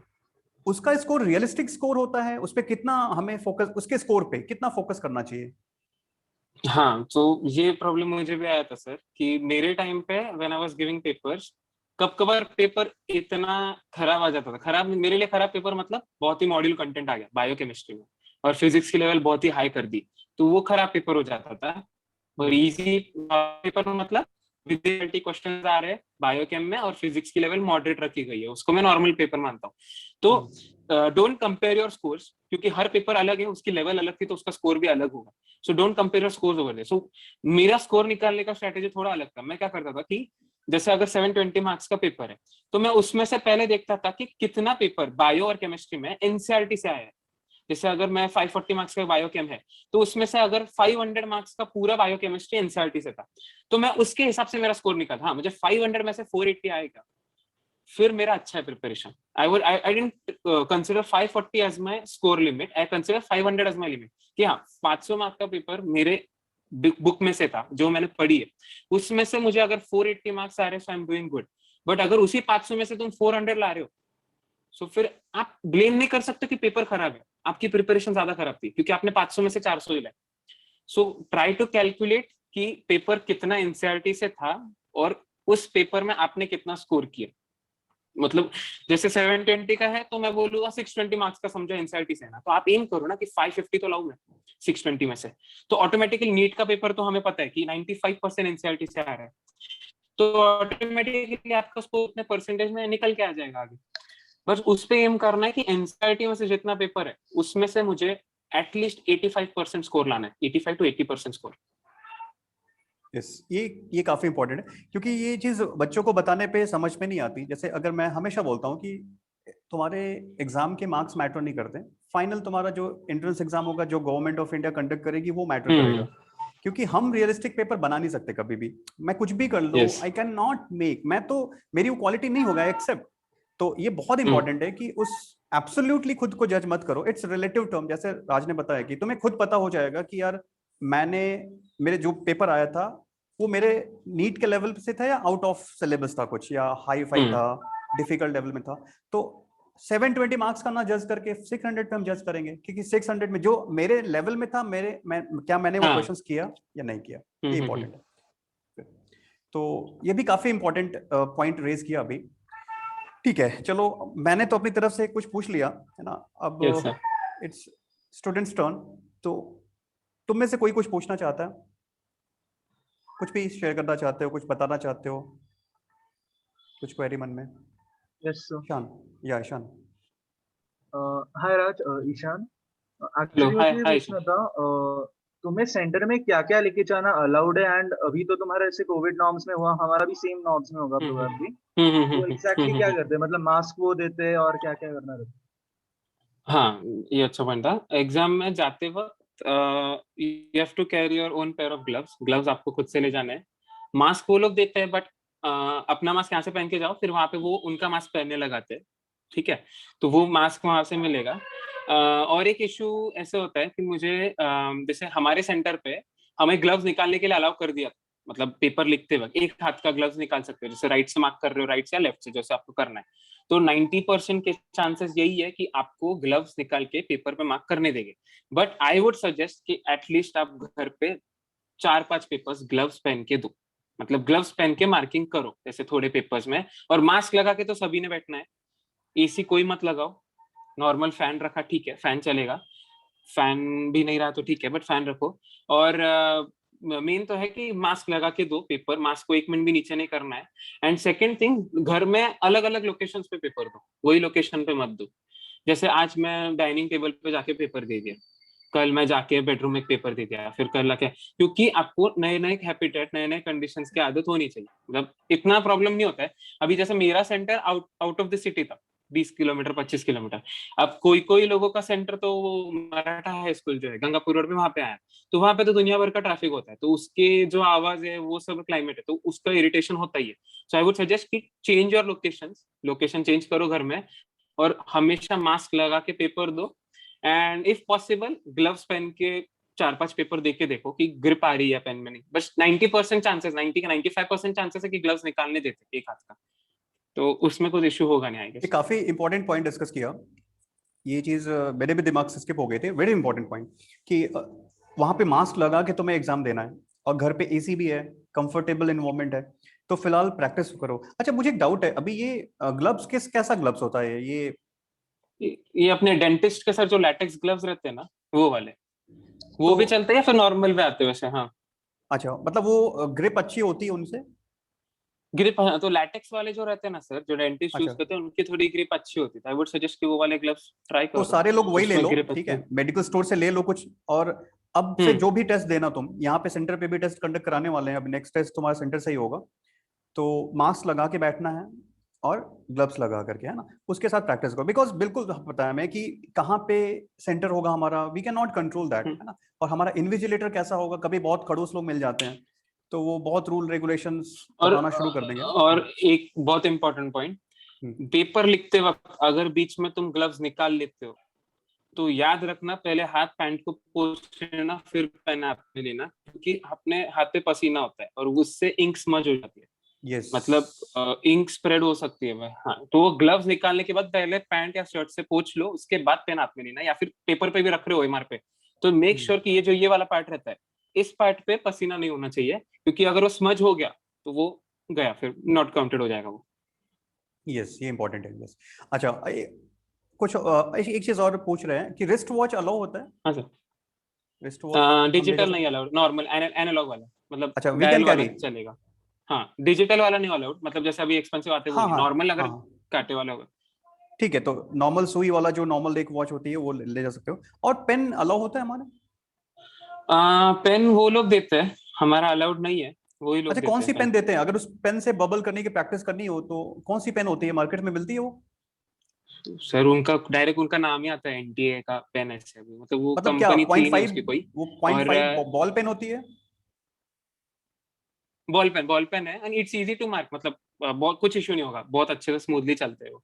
और ओके अगर रहा ओके। इशू तो सीधे आप पूछो। हाँ पहली बात सर, ये एक बहुत इंपॉर्टेंट पॉइंट, हम्म एग्जाम सेंटर में जाने के बाद प्लीज डोंट फील शाय कुछ भी पूछने के लिए। नहीं हम्म तो क्योंकि तुम्हारा एग्जाम है, वो उस बंदे का नहीं है। उस इन्विजिलेटर हम्म, को बुरा भी लगा चलेगा, उसको कुछ भी लगने दो मन में, फर्क नहीं पड़ रहा है। तुम्हें जितने डाउट्स है पहले जाके पूछ लो, कुछ भी सिली डाउट रहा, मेरे को नंबर यहाँ भरना है, साइन करनी है, कितना भी चिल्लाने दो उसको, तुम्हें 2 गालियां भी देते चलेगा उसने। बट तुम्हारा मेन इंपॉर्टेंट जो है कि तुम्हारे डाउट्स क्लियर होने चाहिए पेपर के टाइम, क्योंकि वो तुम्हारा ओएमआर है, वो गलत हुआ तो वो बंदा कुछ नहीं बोलेगा। तो मेक श्योर कि don't feel shy, ask everything to the invigilator, जो पहले क्लियर करना है क्लियर कर लो। यस, ये भी इंपॉर्टेंट है। अच्छा, एक और चीज राज, जो 3 आवर्स का पेपर होता है, तो हाँ सर। 3 आवर्स में कितना हमें सोचना चाहिए? बिकॉज उसमें सिग्नेचर भी कराएंगे, पेपर डिस्ट्रीब्यूशन एंड ऑल सारी चीजें होती हैं। हम्म। तो 3 आउट ऑफ 3 आवर्स हमें कितना इफेक्टिवली कितने आवर्स मिलते हैं पेपर अटेम्प्ट के लिए? 2 hours 45 minutes, 50 2 आवर्स minutes, 40, मतलब 2 hour 50 minutes, 45 to 2 hours 50 50 minutes minute. उतने मिलते हैं। लेकिन शायद मैंने हम्म ऐसा सुना है कि अगर कोई सामने तुम बैठ गए रो में तो तुमसे सिग्नेचर हम्म। एंड ऑल कुछ ज्यादा ही कराते हैं, ऐसा होता है क्या? ऐसे नहीं है सर। तो अभी ऐसे पहले प्रॉब्लम था, 2019 तक ये प्रॉब्लम था कि जो एनटीए का बुकलेट आता है जिसमें क्वेश्चन पेपर आते, तो उसका क्यूआर कोड वो लोग 2 बजे बाद स्कैन करना शुरू करते थे, मतलब पेपर शुरू होने के बाद। ओके अब ये लोग क्या कर रहे हैं, 1:45 से पेपर स्कैन कर लेते हैं, उसके बाद उसको बुकलेट खोल देते हैं और फिर 2 बजे डायरेक्ट आपके टेबल पे पेपर आ ओके जाता है। ओके तो ओके। अब से ये प्रॉब्लम तो होना नहीं है, बट सिर्फ प्रॉब्लम एक ही होगा, वो आपके टेबल पे आके साइन और नंबर फिल कराने लगाते, तो उसमें गिन के बोलूं तो 4 मिनट जाते, 4-5 मिनट तो मैक्स टू मैक्स। मतलब वी कैन एक्सपेक्ट कि इन वर्स्ट केस हमारे पास 2 आवर्स 45 मिनट्स तो होंगे ही होंगे। यस यस यस, उससे कम तो बिल्कुल नहीं, उससे कम तो बिल्कुल तो नहीं। यहाँ पे जो हम स्ट्रेटेजी बनाते हैं तो 2 आवर्स 45 मिनट्स 50 मिनट्स की बनाए हम, है ना? Yes sir yes sir. और सर और एक प्रॉब्लम रिपोर्ट हुआ था मेरे बैच में। एक बैचमेट थी, तो उसके सेंटर पे उन्हें क्वेश्चन पेपर पे आंसर मार्क करने नहीं दिया, मतलब वहां पे वो बोले तो उस पर टिक नहीं कर सकते हो तुम, तुम्हें डायरेक्ट ओएमआर पे ही मार्क करना है। ऐसे हुआ ओके। था एक सेंटर पे। हाँ तो फिर अच्छा। आई वुड सजेस्ट कि अगर ऐसे अगर कुछ बोलते हैं तो आप क्या करो, सिर्फ डॉट लगाओ, एक छोटा सा डॉट लगाओ उस ऑप्शन के बाजू में, टिक मत करो उसको, वहां पे डॉट। 90% केसेस में नहीं होगा, बट कोई कोई सेंटर्स पे बहुत अलग ही कर देते हैं वो लोग, like they don't follow the rules. तो वहां पे आप सिर्फ डॉट लगा दो ऑप्शन के बाजू में, हम्म कि आपको बड़ा टिक मत करो ताकि उसको इन्विजिलेटर को दिखेगा नहीं, वहां पे डॉट कर दो और फिर उसके बाद मार्क करो ऐसे। मतलब आई वुड सजेस्ट कि ये भी एक बार प्रैक्टिस कर लो, 1-2 बार, कि क्वेश्चन पेपर पे कहीं पे भी ये मत यस करो। यस। तो इसका एक अच्छा, हो सकता है। हाँ, एक और चीज, अच्छा, ये राइटिंग पैड अलाउ होता है? हाँ sir. Writing pad writing pad नहीं सर। मतलब कोई राइटिंग पैड कैरी नहीं कर सकते हम साथ में?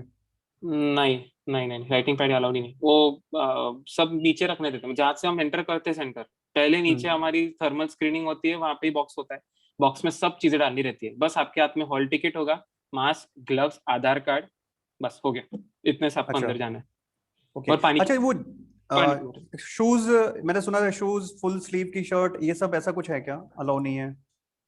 हाँ शूज अलाउड नहीं, सॉक्स अलाउड नहीं, स्लीपर्स पहनो preferably, I would suggest slippers. लड़कों के लिए तो slippers and all and all, लड़कियों के लिए भी सैंडल स्लीपर्स ही बेटर रहेगा। एंड बाकी ज्यादा फुल स्लीव्स कपड़े नहीं चाहिए, सिंपल टी शर्ट होना चाहिए, ज्यादा प्रिंट वाले भी नहीं चाहिए, मतलब ऐसे नॉर्मल हल्का डिजाइन या फिर कुछ होगा तो ठीक है, बट ज्यादा प्रिंटेड या फिर कुछ ऐसे फैंसी वाला पहन लिया, वो भी आई वुड सजेस्ट कि मत पहनो। ओके। और नीचे जीन्स के बजाय I would suggest wear joggers और something, because it's comfortable to sit there, क्योंकि अगर फैन नहीं रहता है, यस कुछ रहता है, तो बॉडी में कुछ इरिटेशंस नहीं होने चाहिए, उससे फ्रस्ट्रेशंस और बढ़ती है। यस, ये भी सो आई वुड इम्पोर्टेंट है। सजेस्ट मेक योरसेल्फ जितना कंफर्टेबल कर सकते हो उतना कर लो, जो लाइक मैं तो नाइट पैंट्स या जॉगर्स में ही गया था, तो it was comfortable for me, so I would suggest कि सभी ने यही इंप्लीमेंट करें, क्योंकि वो इजी हो जाता है, मतलब कंफर्टेबल रहते हैं। ओके। अच्छा, एक और जब मैं से बायोलॉजी के लिए मैं पूछना चाहूंगा, अभी 50 हाँ डेज है, सर। तो बायोलॉजी के लिए क्या टारगेट होना चाहिए, मतलब क्या अप्रोच होना चाहिए? सिर्फ एनसीईआरटी, सिर्फ I would NCERT? suggest NCERT, सिर्फ NCERT. Okay, I would suggest सिर्फ NCERT. हल्के हल्के टॉपिक्स अगर आपने पढ़े हैं एलन से तो उसके आपने कुछ पॉइंट्स उतार लो NCERT में, उसको ही पढ़ो, बाकी एक भी चीज एक्स्ट्रा नहीं. और second thing, I would suggest 3 revision होने चाहिए 15-15 दिन के. मतलब यहाँ से अगर गिने तो 15-15 दिन के 45 डेज के 3 रिविजन मिनिमम में बायो. और Minimum. ट्राई करो कि पूरी टेक्स्ट बुक तुम्हारे दिमाग में बैठ जाए. मतलब मेरा तो ऐसे हो गया था लास्ट डे तक कि टेक्स्ट बुक ही दिमाग में बैठ गई है, यहाँ पे इस लाइन में ये लाइन. तो मुझे एक बात बताओ राज, जैसे लास्ट में अगर स्टूडेंट्स के मन में होगा भाई कि तुम्हारा बायो में सबको पता आउट ऑफ था, इट्स रिकॉर्ड अपने आप में, तो अभी सपोज तुम लास्ट मोमेंट में जब बायो तुम्हें अगर बोलता मैं कि एनसीईआरटी रिवाइज हाँ, करनी सर. है, तो कितना टाइम लगता तुम्हें रिवाइज करने में? क्या लेवल आ गया था तुम्हारा एनसीईआरटी का? शुरुआत में रिविजन्स में हर चैप्टर के लिए मुझे 2 घंटे लग रहे थे, 2-2.5 घंटे लग रहे थे. उसके बाद सेकंड रिवीजन में it became 1 hour 15 minutes. Third revision में I made till 30 to 40 minutes. एक बार तुम्हारी वॉइस ब्रेक हुई, फिर से एक बार रिपीट कर देना. आपकी जो लास्ट रिवीजन रहने वाली 20 दिन की, लास्ट 20. Yes sir. हेलो. हाँ हेलो, यस आवाज सर. ब्रेक हो गई तो तुम्हारी. 3 रिविजन्स में तो एक minute. Okay, am I audible? हाँ yes yes. Yes. So first revision I would suggest कि 2 घंटे में हो रही है, it's okay, normal. Second revision I would suggest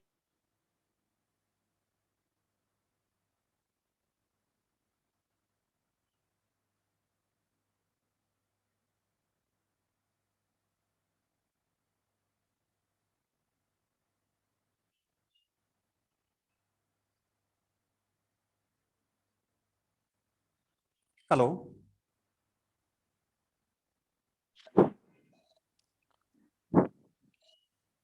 Audible हाँ सर? Yes yes.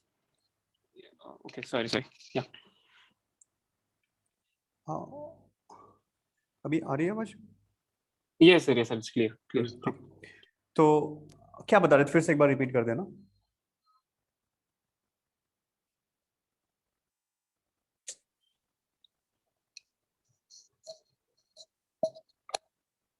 हाँ अभी आ रही है आवाज, ठीक है. Yes sir. तो 1.5 आवर में रिवीजन पूरी एनसीईआरटी?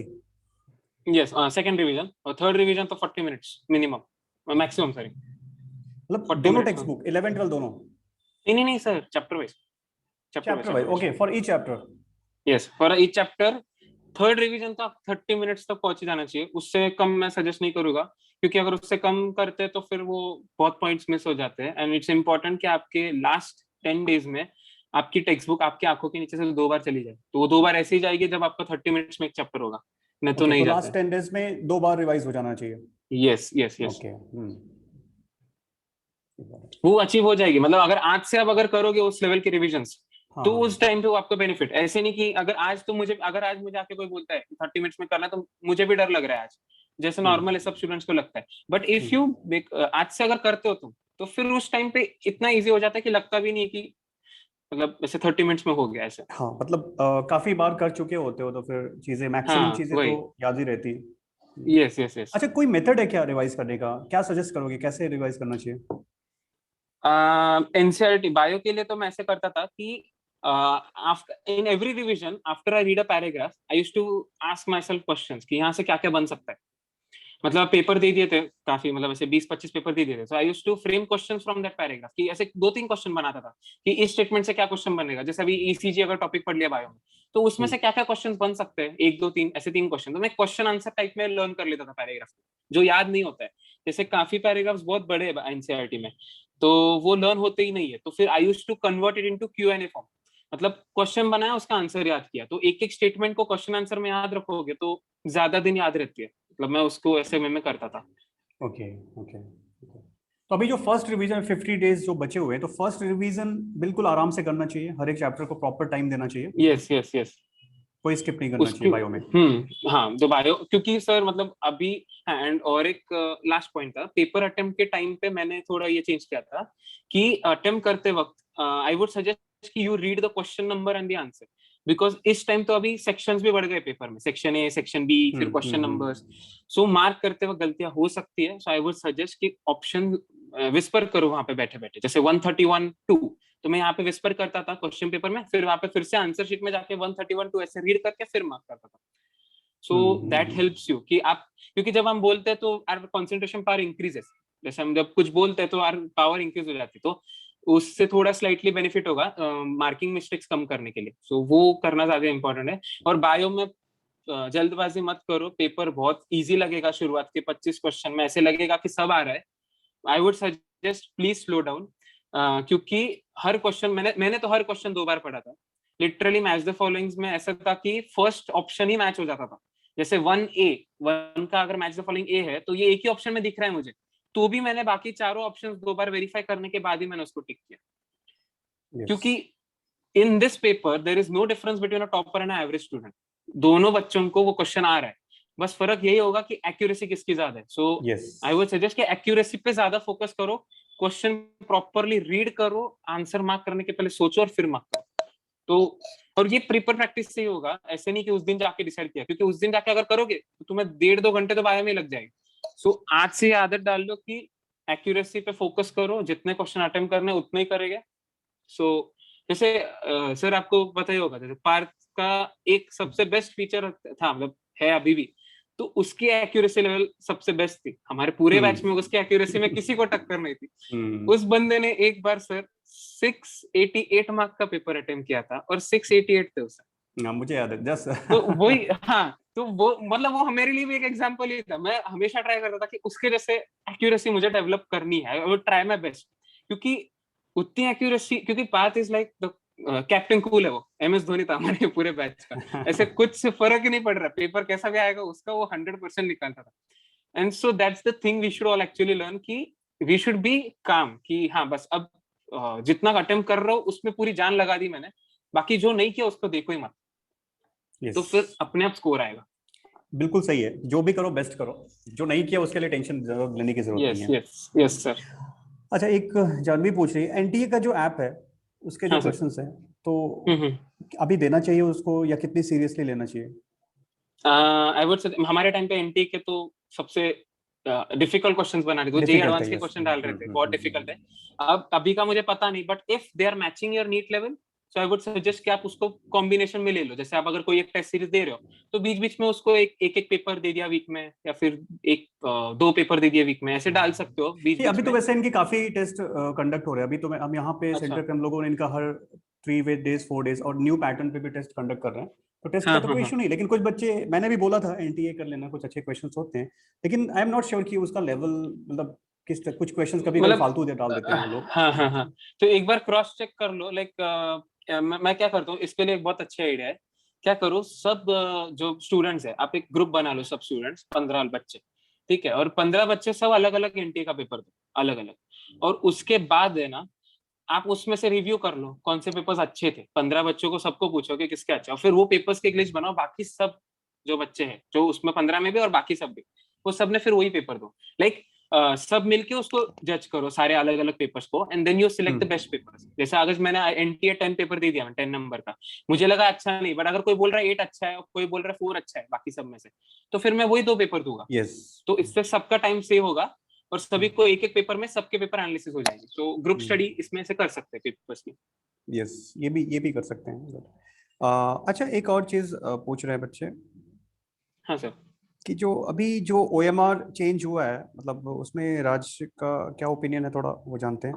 तो अभी like section A, section B है ना, 50 क्वेश्चन 45 करने हैं, सेक्शन B में 15 क्वेश्चन 10 करने हैं, तो उसमें कैसे करना चाहिए कुछ? अभी देखो, तो इसमें पॉसिबल, पहली बात तो पैटर्न में पॉसिबल एरर्स क्या है मैं वो बताता हूँ। पहला ऐसा एरर हो सकता है स्टूडेंट से कि सेक्शन A अटेम्प्ट कर लिया, अगर पेपर में OMR में अगर सेग्रीगेशन नहीं आता है, जैसे for example 1 to 50 question number आए, अगर उन्होंने सेग्रीगेट ही नहीं किया कि पहले 35 सेक्शन है, ऐसे हेडिंग नहीं आई अगर OMR पे, तो गड़बड़ ऐसे हो सकती है कि जब मैं फाइनल पेपर चेक कर रहा हूँ, फिर से जब मैं देखते रहता हूँ लास्ट में, तो मुझे लगेगा कि यार मैंने यहाँ पे तो क्वेश्चन कम अटेम्प्ट किए ऊपर, तो मैं नीचे का और एक एक्स्ट्रा कर लेता हूँ, बट हम भूल जाएंगे बिकॉज आदत नहीं रहती। सो वी कैन, हमको ऐसे लगेगा कि सेक्शन B से 11 कर लेता हूँ, ऊपर के 34 ही हुए हैं, तो मैच हो जाएगा ऐसे, बट वो गलत हो जाएगा because that is not going to count ना, मतलब 11 में से 10 ही गिनने वाले, तो वो एक पॉसिबल एरर है। और सेकंड एरर ऐसे जो अभी एनटीए क्लेरिफाई करेगी कि बेस्ट ऑफ 10 है या नहीं। So till that I would suggest कि आप सिर्फ 10 ही अटेम्प्ट करो और टाइम का इशू मत लो। मैं मतलब ऐसे बोलना चाहूंगा कि 15 क्वेश्चन आए ना तो क्या ही फर्क पड़ रहा है कि अभी अगर मुझे वो क्वेश्चन नहीं जम रहा है तो मैं क्या करता था, लास्ट में आने के बाद उसको ही देखता था ना। तो लास्ट में आने के बाद तुम उसको मत देखो, अब दूसरे क्वेश्चन को देख लो। टाइम का इशू होना ही नहीं चाहिए। मतलब मेरे को ऐसे लग रहा है कि फर्क नहीं पड़ेगा बिकॉज आपको 5 ही क्वेश्चन एक्स्ट्रा दिए और आप जो क्वेश्चन छोड़ रहे हो उसके लिए अल्टरनेटिव आपको मिल रहा है। बस सिर्फ यही याद रखना, सेक्शन ए में 35 किए है नहीं, पेपर खत्म होने के बाद एक बार प्लीज चेक कर लेना सेक्शन ए में से मैंने 35 कंपलसरी थे, उसको कोई ऑप्शन नहीं है तो उसको ऑप्शन समझ के अगर सेक्शन बी में 11 कर लिए होगे, प्लीज मेक श्योर कि आप सेक्शन ए में जाके अटेम्प्ट कर लो। मतलब हाँ वैसे हाँ गलती मत करना ऐसे वही। और जहाँ तक अभी है न्यूज़ और जहाँ तक लगता भी है लॉजिकली मुझे कि जो सेक्शन बी है उसमें बेस्ट ऑफ 10 नहीं काउंट होने वाला है बिकॉज फिर पर्पस लॉस हो अच्छा। जाएगा फिर। तो उसमें ऐसा होगा वो फर्स्ट से काउंट करेंगे, like they will start from first. तो अगर वो तुम्हें 5 क्वेश्चंस नहीं आ रहे हैं तो लाइक तुमने स्टार्टिंग के 5 छोड़ दिए हैं तो दे विल तो फिर काउंट आगे लास्ट के 10। 10।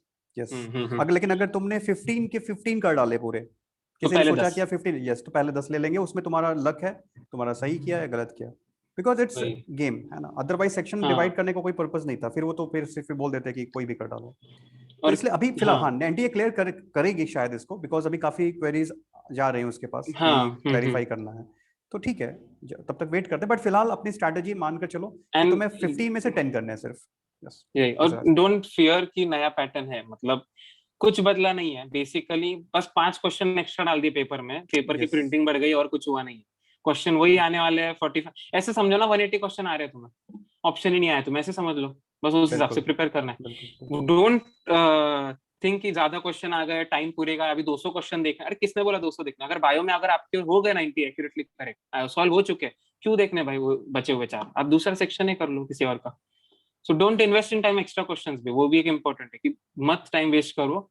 फोकस कि आपको 180 करना है, उसके हिसाब से टाइम मैनेजमेंट करो। 1.5 घंटा बायोकेम, बचा हुआ 1 hour 10 minutes for physics and then last 20 minutes for review.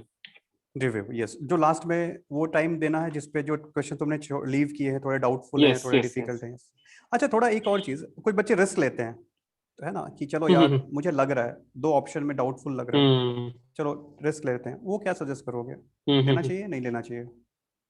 I would suggest जितने क्वेश्चंस में आपको 50% से ज्यादा श्योरिटी है, you go for that chance लो। उसमें भी जैसा अगर मैं 10 क्वेश्चन छोड़ रहा हूँ आज, तो आई वुड सजेस्ट 10 नहीं 20 क्वेश्चन छोड़े तो उसके 25% क्वेश्चन ब्लाइंडली मारने तो मारो। अगर 20 में से कुछ भी नहीं आ रहा है तो मैं बोलूंगा फिर ब्लाइंड में अगर तुक्के मारने तो 25% ही मारना, बस 25 से 35%, मतलब 5 से 7 क्वेश्चन, उससे ज्यादा करो ही मत सॉल्व, क्योंकि वो ब्लाइंड वाले बहुत नेगेटिव ले जाएंगे। बट हाँ अगर आपको 60% श्योरिटी है, 60 to 70%, then go with your first instinct, yes first instinct के साथ ही जाना। और कब कभार पेपर में क्वेश्चन छोड़ना भी सीखो शुरुआत में, क्योंकि एक क्वेश्चन में जो डेटा, वैसे बहुत बार होता था कि अगर उस क्वेश्चन में जो डेटा है मुझे पता नहीं है कि वो करेक्ट है या नहीं, बट मैं जब मैं आगे जाता हूँ तो दूसरे क्वेश्चन में उस चीज का डेटा मिला मुझे, तो उस डेटा के बेसिस पे मैंने ये क्वेश्चन सॉल्व कर लिया, मतलब उस क्वेश्चन के इंफॉर्मेशन पे मैंने इस वाले क्वेश्चन को वेरीफाई किया और सॉल्व किया। तो कब कभार ऐसे भी होता है। सो वेट कि उसको क्वेश्चन को साइड में रख दो, क्योंकि तुम पूरा पेपर जब अटेम्प्ट कर लोगे तो तुम्हें मिल सकता है उसका सोल्यूशन अगले क्वेश्चन में, आई गेस यस तुमको कोई हिंट मिल जाएगी, उस हिंट से आपका क्वेश्चन करेक्ट हो जाएगा। यस यस बिल्कुल। और ऐसे क्वेश्चंस को मार्क करके रख लेना चाहिए कि लास्ट टाइम में यस रिव्यू यस। के टाइम पे मैं उसको देखूंगा। ठीक है ठीक है। ओके, कुछ और पूछना चाहता है कोई? ईशान कुछ बोलना चाहते हो? आभा? यस और मतलब अभी पेपर तो दे दिया है हमने, बट हम्म पेपर के बाद वो पेपर का एनालिसिस कैसे करना है? मतलब वो खुद की हम्म मिस्टेक्स देखने में थोड़ा मतलब बोरिंग हम्म ऐसा लगता है। उसको हम्म एनालाइज कैसे किया था? मतलब मिस्टेक्स बुक में लिखी थी या फिर ऐसा क्या किया था तुम? ओके हाँ। सो एनालिसिस में बहुत इंपॉर्टेंट पार्ट है। एनालाइज करते वक्त जैसे अभी हर सब्जेक्ट के लिए अलग होता है, बायो के लिए एनालिसिस कैसे करना है, एनसीईआरटी बेस्ड क्वेश्चंस जो गलत हुए उन सभी को, उस क्वेश्चन में क्या गलत हुआ वो एनसीईआरटी में जाके लिख लो, वहां पे साइड में जहाँ पे वो कंटेंट पढ़ रहे हो आप। केमिस्ट्री के लिए और फिजिक्स के लिए ऐसा था कि मैंने एक बुक बनाई थी रॉन्ग क्वेश्चन बुक, तो उसमें मैं क्या करता था कि वो क्वेश्चन जो गलत हुआ है, अगर वो कंसेप्ट ही आता नहीं है तो मैंने वो कंसेप्ट नोट कर लिया, बट काफी बार ऐसे सिली मिस्टेक होते हैं, नॉट करेक्ट पढ़ा नहीं, या फिर एनी वन, ऐसे एनी टू, एटलीस्ट, ऐसे शब्द रहते हैं तो मिस करते हैं. So I noted those things कि मैंने इस क्वेश्चन में नॉट नहीं पढ़ा, मैं ऐसे लिख के रखता था. तो जब आप एग्जाम टाइम क्लोज आ जाता है नीट, तो आप वो जब बुक खोलते हो ना, तो दिमाग में आपकी वो सारी चीजें रहती है कि हाँ मैंने इस क्वेश्चन में नॉट नहीं पढ़ा था, तो मुझे इस क्वेश्चन में नॉट पढ़ना है. मतलब at least in last 5 days you should revise your mistakes revise होगी, तो फिर वो एग्जाम में प्रॉपरली आपको क्लिक होगा कि नहीं यार ये क्वेश्चन आ गया है, इस क्वेश्चन में मैंने यूनिट मिस कर दिया था पिछले बार, अब इस टाइम में कोई यूनिट देखना है. और मुझे लिटरली वो हुआ है क्लिक, मतलब मैं लिटरली 2-3 क्वेश्चंस में से क्लिक होता था कि नॉट करेक्ट आया, यहाँ पे मैं उसको डबल अंडरलाइन कर देता था कि यार अब दिख गया नॉट करेक्ट, मतलब मैंने पिछले बार छोड़ा था पेपर में, अब ये नहीं करना है.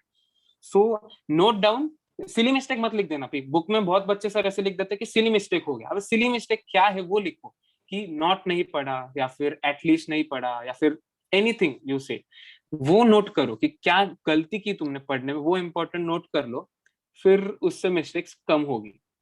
यस, काफी इंपॉर्टेंट है. तो ये चीज है. यस, और कुछ मृण्मयी? सर हाँ गौरीश बोलो. हाँ, मेरे को ये क्वेश्चन था कि 3 घंटे काफी ज्यादा समय होता है, तो कभी कभी 1.5 आवर वगैरह में फोकस चला जाता है, मतलब बहुत कम हो जाता है, सॉन्ग वगैरह भी कभी कभी बजने शुरू हो जाते हैं दिमाग में. तो कैसे पूरे के पूरे 3 घंटे में 100% फोकस रखे ताकि मिस्टेक ना हो, मतलब. अच्छा, हाँ, तो पहली बात तो सॉन्ग आना नॉर्मल है, सबको आते हैं. तो मैंने भी एग्जाम में गुनगुनाते ही रहता है, हल्का सा चलते रहता है वो दिमाग में, दैट्स ओके. और सेकंड, वो इम्पोर्टेंट भी है क्योंकि वो मेंटल कामनेस मेंटेन करता है आपकी. यू शुडंट गेट लॉस्ट कि भाई पेशेंस ही चली गई. एंड सेकंड थिंग ऐसे सजेस्ट करूंगा कि 1.5 घंटे बाद अगर ऐसे हो रहा है कि पेशेंस लूज हो रही है, या स्पीड बढ़ गई है, या फिर ये आ गया, मैं वही बोलूंगा, पेन छोड़ दो, एकदम स्लोएस्ट डीप ब्रीथिंग जितनी कर सकते हो उतना करो. मैं लिटरली बोल रहा हूँ, मुझे एंजाइटी की बहुत बड़ी प्रॉब्लम थी कि मैं पेपर में बहुत बहुत ज्यादा एंग्जियस हो जाता था. ये प्रॉब्लम मुझे एग्जाम में दिखी नहीं. मतलब मेरे घर वाले, एक रियल लाइफ है एग्जाम्पल मेरा, कि घर वालों को ये टेंशन था कि मुझे पैनिक अटैक ना आ जाए पेपर में. बाकी सब पेपर अटैक, मुझे अटैक ना आए मेरे को. और मेरे को लिटरली पेपर हाथ में आने के बाद मैं लिटरली, मेरे को हाथ भी नहीं से मूव भी नहीं हुआ मेरा, 1 सेकंड भी नहीं. बिकॉज मैं 12 बजे से 2 बजे तक कम से कम 4-5 साइकिल्स कर चुका था डीप ब्रीदिंग के. तो इतना मेंटली इसे काम हो गया था कि फर्क ही नहीं पड़ रहा था, मतलब क्या हो रहा है क्या नहीं, बस ऐसे शांत हो गया था. तो वही बीच में भी अगर लगता है कहीं पेपर में, so just keep your pen down, 2 minute आंख बंद कर लो, and just try to focus on your breathing. जितना स्लो कर सकते हो उतना करो, 2 मिनट शांत हो जाओ, and then get back to the paper. और किसी भी पिछले क्वेश्चन का इम्पैक्ट मत डालो. तुम्हारा कैलकुलेटेड अप्रोच होना चाहिए. 45 में से 45 करेक्ट नहीं करने, 45 में से 35 भी ढंग से कर लिए तो भी स्कोर 140 आना है, और 45 में से 45 करके भी 140 आना है. सो बेटर है कि वो पैनिक मत करो. 10 क्वेश्चन छोड़ रहे हो छोड़ दो, बट जो 35 कर रहे हो ना उसमें इतना जान लगा दो कि मिस्टेक की कोई गुंजाइश नहीं होनी चाहिए उसमें. यस. आभा, तुम्हें कुछ पूछना है? राधिका, कुछ पूछना है? Ishita, Janvi, Kaustubh? Abha is speaking something I guess. हाँ, कौन?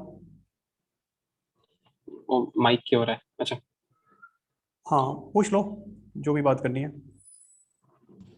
हाँ राज, मुझे ये एक था कि जो नंबर्स लिखने होते हैं, जो हमारा एडमिट कार्ड पे जो नंबर आएगा, तो वो नंबर हमें वो कैसे लिखना है? सिर्फ अगर वो वर्ड्स में लिखना हुआ तो वो कैसे, मतलब ऐसे लाख, थाउजेंड ऐसे लिखना है, या सिर्फ वैसे 3, 4 ऐसे THRE ऐसे लिखना है? उसका वो उस दिन एक बार क्लेरिफाई कर लेना. हमारे पॉइंट पे वो लाख, थाउजेंड वाला था. और हाँ, एक ही इंपॉर्टेंट पॉइंट, OMR के 2 साइड होते हैं. एक साइड पे आपको वर्ड्स में लिखना होता है, नेम से सब लिखना रहता है, वो स्कैन नहीं होती है, उससे फर्क नहीं. अगर तुम उधर नंबर वर्ड्स में भी गलत करते हो तो भी कुछ फर्क नहीं पड़ता है, वो लोग एक्सेप्ट कर लेते हैं. हाँ, जिस साइड पे तुमने अपना एक साइड पे, पिछले साइड पे सिर्फ 2 चीजें भरनी रहती है. एक होता है आपका रोल नंबर, और दूसरा होता है टेस्ट बुकलेट नंबर, जो आपको वहीं पे मिलता है. तो ये टेस्ट नंबर होता है आपका. रोल नंबर जो होता है वो आई गेस 10 डिजिट्स का होता है, और टेस्ट बुकलेट नंबर जो है वो अल्फाबेट और नंबर का कॉम्बिनेशन होता है, वो भी 6 बॉक्सेस का. बस उसको ध्यान से भरो, क्योंकि OMR मशीन में सिर्फ वो जाने वाले, बाकी तुम्हारी डिटेल्स ऑटोमेटिकली लिंक हो जाती है उससे, तो उतना ध्यान से भरना. एंड सेकेंड थिंग, तुम्हारे पास तुम्हारा ही बुकलेट नंबर आया है क्या, प्लीज एक बार चेक कर लो. तुम्हारा जो ओएमआर होती है ना, ओएमआर पे तुम्हारा बुकलेट नंबर लिखा होता है कि तुमको कौन सा बुकलेट नंबर मिलने वाला है, ठीक है। तो वो नंबर और जो बुकलेट आई पहले वो मैच कर लो, और फिर वो जो बराबर है वही नंबर फिर से तुमको खुद से भी भरना रहता है। मतलब फर्स्ट क्रॉस वेरीफाई, क्योंकि एक बार हुआ मेरे रूम में एक बंदे को गलत बुकलेट मिल गई, जो नंबर मैच नहीं हुआ उसका, तो वो बाद में इश्यू हो गया था। तो वो करना नहीं है, जो नंबर आपको दिया है वो नंबर आपका मैच होना चाहिए। मींस कि तो टेक्स्ट just बुकलेट cross पे verify. ओएमआर नंबर लिखा होता है ऑलरेडी। हाँ, बुकलेट पे ओएमआर मतलब अपना बुकलेट नंबर होता है, ओएमआर पे प्रिंटेड होता है रेड कलर में, और Okay. वो नंबर ही आपको भरना भी रहता है ओएमआर पे। पर भरने के पहले बुकलेट वो आई क्या तुम्हारे टेबल पे, पहले वो चेक कर लेना। ओके ओके उसको बिना देखे भरो मत, क्योंकि प्रॉब्लम क्या है, वो बुकलेट नंबर अगर नहीं आया आपके पास तो तुम्हारा कोड बदल जाता है, फिर वो क्योंकि मशीन में फीडेड है ना कि ये मशीन इसके में आंसर की ओके मैच करनी यस है, यस यस तो फिर वो इश्यू हो जाएगा। करेक्ट सो जस्ट एक बार क्रॉस वेरीफाई कर लेना। जी एंड बिल्कुल। बस वही, हाँ हाँ यस तो वो हेजिटेट मत करो, बस वही इन्विजिलेटर को पूछने के लिए। बहुत हम्म। बच्चे करते हैं कि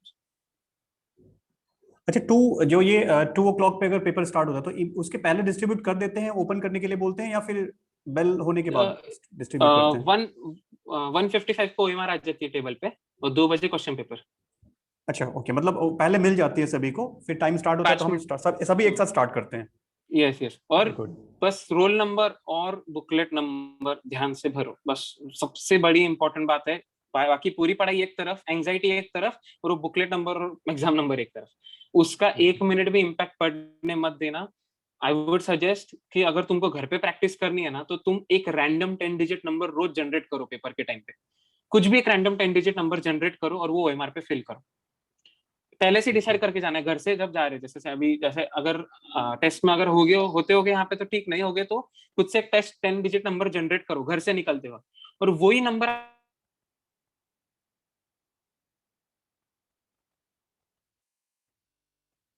आप वहाँ पे फिल करना है, और वो सेम नंबर उसे फिल करो वहाँ पे अगर ओएमआर पे है, और बुकलेट नंबर भी ऐसे आएंगे। वो बहुत इंपॉर्टेंट पार्ट है वो भी। उसमें एंजाइटी का प्लीज मतलब उसका इफेक्ट गिरने मत दो। ओके ठीक है। कुछ और पूछना है किसी को? सर मुझे एक क्वेश्चन था। हाँ बोलो। यस। लास्ट के 2 to 3 डेज में पेपर के पहले क्या करना है, मतलब पेपर सॉल्व करना है या एनसीईआरटी पढ़नी है? ओके, लास्ट के 3 दिन के बजाय मैं बोलूंगा लास्ट के 5 डेज में पेपर मत दो, एक भी पेपर मत दो, क्योंकि लास्ट के 5 डेज में momentum and morale plays a very big role in going. तो अगर पेपर तुमने कोई घटिया पेपर दे दिया खराब वाला, और अगर वो पेपर में स्कोर लो आ गया, तो पूरा मोमेंटम ब्रेक डाउन हो जाएगा। सो आई वुड सजेस्ट कि पेपर दो ही मत लास्ट 5 डेज में। लास्ट 5 डेज में बस रिवीजन पे फोकस करो। जितना भी कंटेंट तुम भूल सकते हो, बहुत कंटेंट होता है बायो और केमिस्ट्री में, वो सारे कंटेंट को तुम्हारे एक बार पूरा ढंग से पढ़ लो। आखिरी के 5 दिन में जितना लर्निंग पार्ट है ना, सारा तुम्हारे नजरों के नीचे से जाना चाहिए। डोंट फोकस ऑन पेपर्स देने 5 दिन पहले तक जितने पेपर देने दे दो। उसके बाद नो, हाँ, आखिरी के 5 दिन में एक काम करना, जो रॉन्ग क्वेश्चंस की बुक बनाई है उसको पढ़ते रहो। उसको हर 2 दिन में एक बार पढ़ लेना, एटलीस्ट 2 बार वो रॉन्ग क्वेश्चंस की बुक पूरी पढ़ के होनी चाहिए कि हाँ मैंने क्या क्या मिस्टेक्स किए, ताकि वो एग्जाम में फिर याद रहेगा। ओके कुछ और पूछना है? नहीं चिन्मय 11th स्टूडेंट नहीं, तो तुम लोगों के लिए देखो, ये सिर्फ और सिर्फ उनके लिए है जो इस बार एंट्रेंस एग्जाम दे रहे हैं, अपीयर होने जा रहे हैं। 11th वालों के लिए, 12th वालों के लिए राज फिर कभी टाइम निकालेगा। तुम लोग के अलग, बिकॉज तुम्हारे टॉपिक अलग होंगे, तुम्हारे डाउट्स अलग होते हैं। अभी ये सिर्फ उनके लिए है जिनके दिल और दिमाग में आग लगी हुई है, ठीक है। अभी उनको तो सिर्फ उन्हीं को पूछने दो, अभी तुम लोग तो ठंडे लोग हो अभी। यस, कोई और पूछना चाहता है? सर जब हम ओएमआर में बबलिंग करते हैं तो वो मिनिमाइज कैसे करें, बाहर जाना, वो जो गलती से हिल जाता है पेपर हमारा हाथ, वो कैसे मिनिमाइज करें? बिकॉज राइटिंग पैड नहीं होता, वो टेबल का सरफेस अनइवन हो सकता है, तो वो कैसे मिनिमाइज करें? हाँ ठीक है, वो भी पॉइंट बराबर है। तो पहली बात तो लेफ्ट हैंड जो है उसको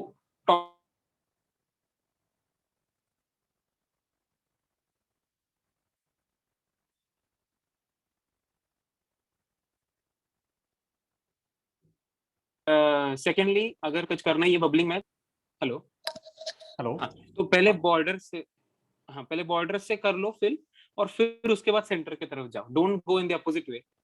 सो बॉर्डर एक बार फिल कर लो और फिर उसके बाद सर्कलिंग कर लो, and make it a habit. Last वही बोल रहा हूँ, लास्ट 10 डेज में कुछ चेंज मत करना। कोई भी अगर आके बोले कि नहीं भाई तू सेंटर से कर ले, कम जाएगा बाहर, नहीं करना ही नहीं है। बस जो तुम कर रहे हो आज से डिसाइड कर लो, 30 दिन के लिए वही आदत डाल लो बस। NEET is all about habit. अगर जो हैबिट्स लगाओगे तुम यहाँ से, उसी दिन वो रिपीट होने वाली है। तुम कितना चेंज करोगे तो प्रॉब्लम्स होगी, तो अच्छे Yes. हैबिट्स लगा लो आज से, तो फिर उस दिन कोई इश्यूज नहीं होंगे। अच्छा, एक इम्पोर्टेंट, किसी ने पूछा नहीं बट मेरे मन में वहां आ रहा है, किसी ने पूछा भी था वैसे, कि रफ वर्क के लिए स्पेस होता है, तो रफ वर्क के लिए एनफ स्पेस होता है क्योंकि तुम्हें प्रॉब्लम आई थी? हाँ, तो अभी रफ वर्क के लिए आपको पीछे पेजेस देते हैं, बट मैं सजेस्ट करूंगा कि पीछे सॉल्व ट्राई करो कि मत करो ज्यादा, क्योंकि होता क्या है कि आगे का डेटा पीछे ले जाते वक्त प्रॉब्लम होगी। मतलब यहाँ की वैल्यू यहाँ से उठा के लेते जाओगे, हो गया खत्म, एक डेसिमल मिस हो गया, 0 मिस हो गया, मीटर स्क्वायर हो गया मिस, खत्म। तो वो करना नहीं है। तो आई वुड सजेस्ट कि साइड में, अभी भी जब पेपर दे रहे हो तो साइड में छोटे स्पेस में ट्राई करो सॉल्व करने का। नीचे आपको एक बार होती है पेपर के नीचे, एक स्पेस वर्क रफ वर्क के लिए छोटी बार होती है, और लास्ट में 3-4 पेजेस ब्लैंक भी होते हैं रफ वर्क के। इन केस बहुत बड़ा कैलकुलेशन है तो पीछे जाओ, वैल्यूज प्रॉपर पहले कॉपी कर लो, क्रॉस चेक कर लो, फिर क्वेश्चन सॉल्व करना शुरू करना। ये इंपॉर्टेंट है, क्योंकि कोशिश करो कि सेम पेज पे कैलकुलेशंस करो, एंड मुझे नहीं लगता कि इतने बहुत कैलकुलेशन वाले क्वेश्चंस आते ही हैं। नहीं है। वो एनालिटिकल ज्यादा होंगे, तो इसलिए टेंशन नहीं है बहुत। ओके, कुछ और पूछना है किसी को?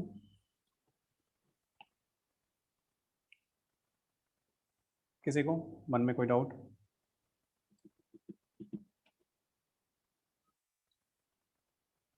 कोई नहीं, अगर मन में कुछ डाउट है, ऐसा कुछ पर्सनल बात करना चाहते हो राज से, तो फिर मैं नंबर दे दूंगा राज का। क्यों राज, दे सकते हैं? यस यस सर, अभी क्या प्रॉब्लम है, ऐसे क्या बोल रहे हो? एनी टाइम कोई प्रॉब्लम। तुम लोग बात कर सकते हो, अगर जो भी कुछ ऐसे पर्सनल कुछ ऐसी क्वेरीज होगी तो डेफिनेटली, क्योंकि राज अभी भी काफी एक्टिवली तुम लोगों के लिए इन्वॉल्व है। Even Raj is working with an NGO. Raj कौन सी, क्या नाम है एनजीओ का? Live for upliftment. Live for upliftment, yes. And Yeah. वो भी टीच कर रहा है अभी, है ना? उसने काफी अंडर प्रिविलेज स्टूडेंट्स के लिए काफी कुछ अच्छा काम करा, because he was very active, तो स्टार्टिंग से ही था। तो कॉलेज में जाने के बाद ही गेट गुड अपॉर्चुनिटी, और काफी अच्छे से लॉकडाउन तो बहुत बड़े से इसने कंस्ट्रक्टिवली यूज किया। तो ठीक है, वो सब बातें होती रहेंगी। किसी और को कुछ पूछना है?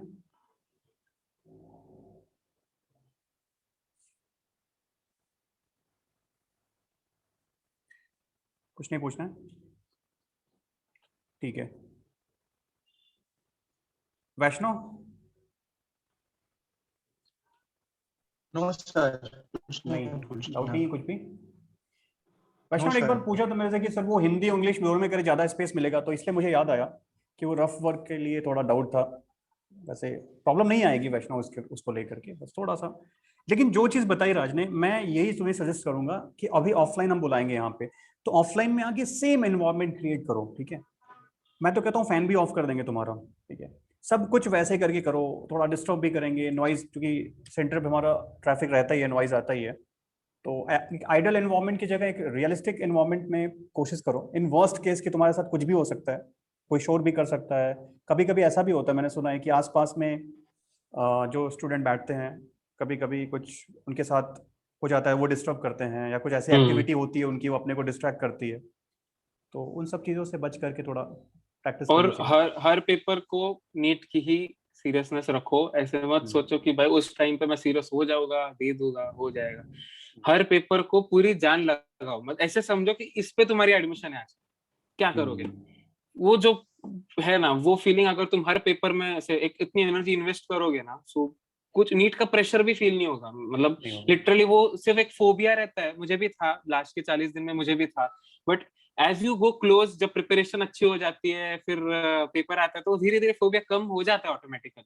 सो डोंट वरी, बस अपना टाइम टेबल प्रॉपर फॉलो करो, खुद को रिलैक्स भी रखो, ज्यादा हेल्थ इश्यूज। और हाँ, और एक बात इंपॉर्टेंट, भाई अगर कोई 2 व्हीलर चला रहा है तो प्लीज बंद कर दो आखिरी के 2 महीने, कुछ करो मत, क्योंकि फालतू के कुछ एक्सीडेंट्स ये बहुत होते रहते हैं आजकल। तो it would hamper your studies as well as your mental confidence, जो रहता है हमारा mental peace. Very important point. कि वो लास्ट मोमेंट पे आदित्य, याद है Aditya Shrivastava? Yes yes, that's the तो वही उसके उसी साथ के एक बेसिस एक्सीडेंट, पे। यस, हाँ तो वो, लेकिन फिर भी लकीली उसने काफी अच्छे से रिकवर बहुत किया अच्छा एंड ही किया। Got selected, yes. तो लेकिन फिर भी हैम्पर तो हुआ ही, उसका रैंक हैम्पर हुआ ही था, तो ऐसा इसलिए ये मेरा भी सजेशन रहेगा कि कुछ ऐसी फालतू चीजें एक्टिविटी ना करो, स्टड बनने की कोशिश मत करो अभी, बाद में स्टड बन लेना।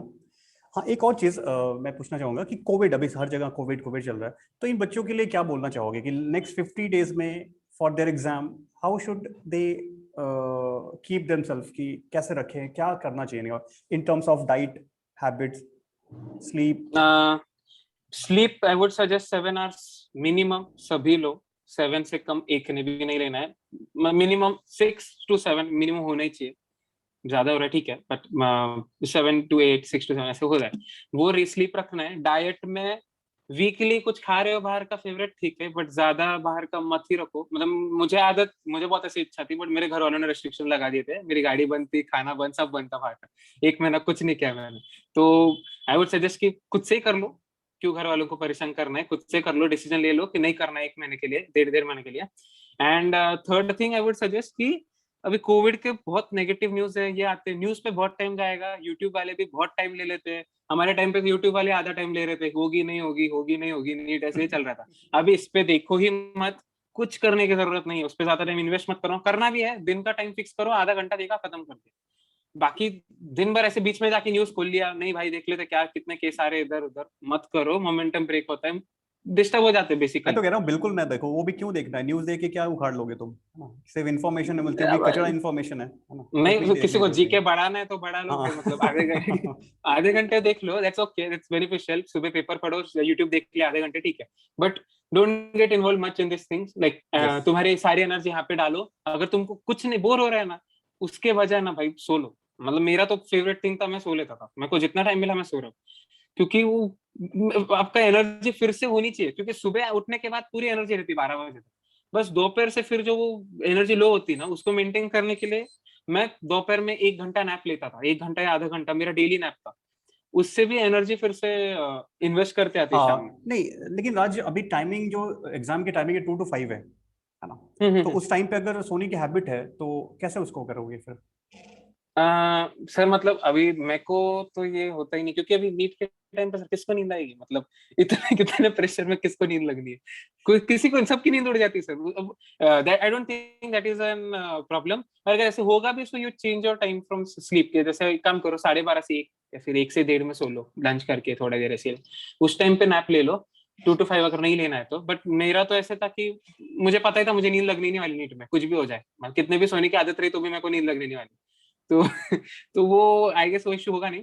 हाँ बस वही मतलब नींद, हाँ नीट के पहले प्लीज रात को नाइट मत मारना भाई, 12 घंटे कर लिए, रात भर बैठ गए नीट के दिन, नहीं, रात को नीट के दिन 11:30 को सोना है, सुबह 8 बजे उठना है, 9 आवर्स स्लीप। मैंने खुद ने 8:30 को 11:30 को सोया था मैं और 8 बजे उठा था, आराम से 9 घंटे तक आराम से स्लीप लेनी है, क्योंकि वो दोपहर के टाइम पे नींद नहीं आएगी तुम्हें, बट वो दिमाग हैवी हो जाता है और आंखें दुखती है, क्योंकि उस टाइम पे तुम्हारा पेपर कंटिन्यूस रीडिंग चल रहा है, एक एक चीज फोकस कर रहे हो, तो आई स्ट्रेन आता है, स्ट्रेन से फिर दिमाग दुखता है।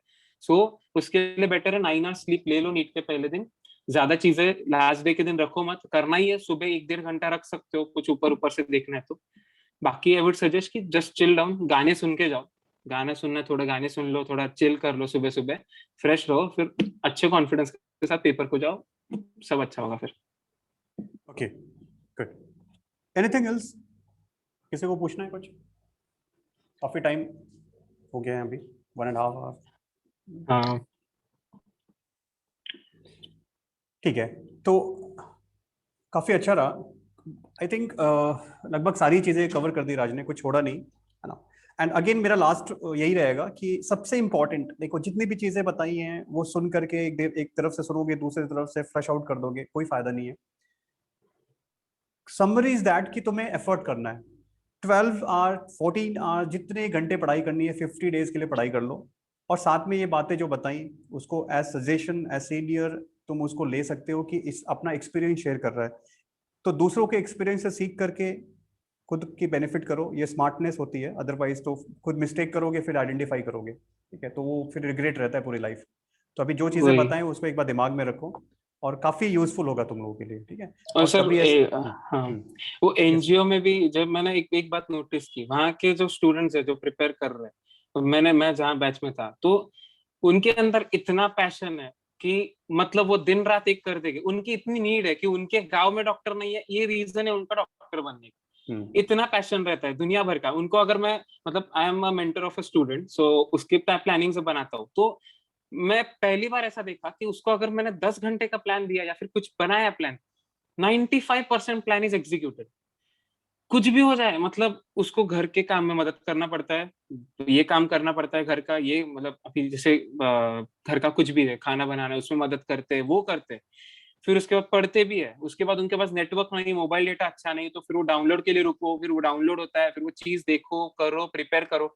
इतने सारे चीजों में भी उनकी एनर्जी मेंटेन रहती है सुबह से रात तक। सो व्हाई कांट वी, जब हमारे पास सब रिसोर्सेज है, why can not we work for it.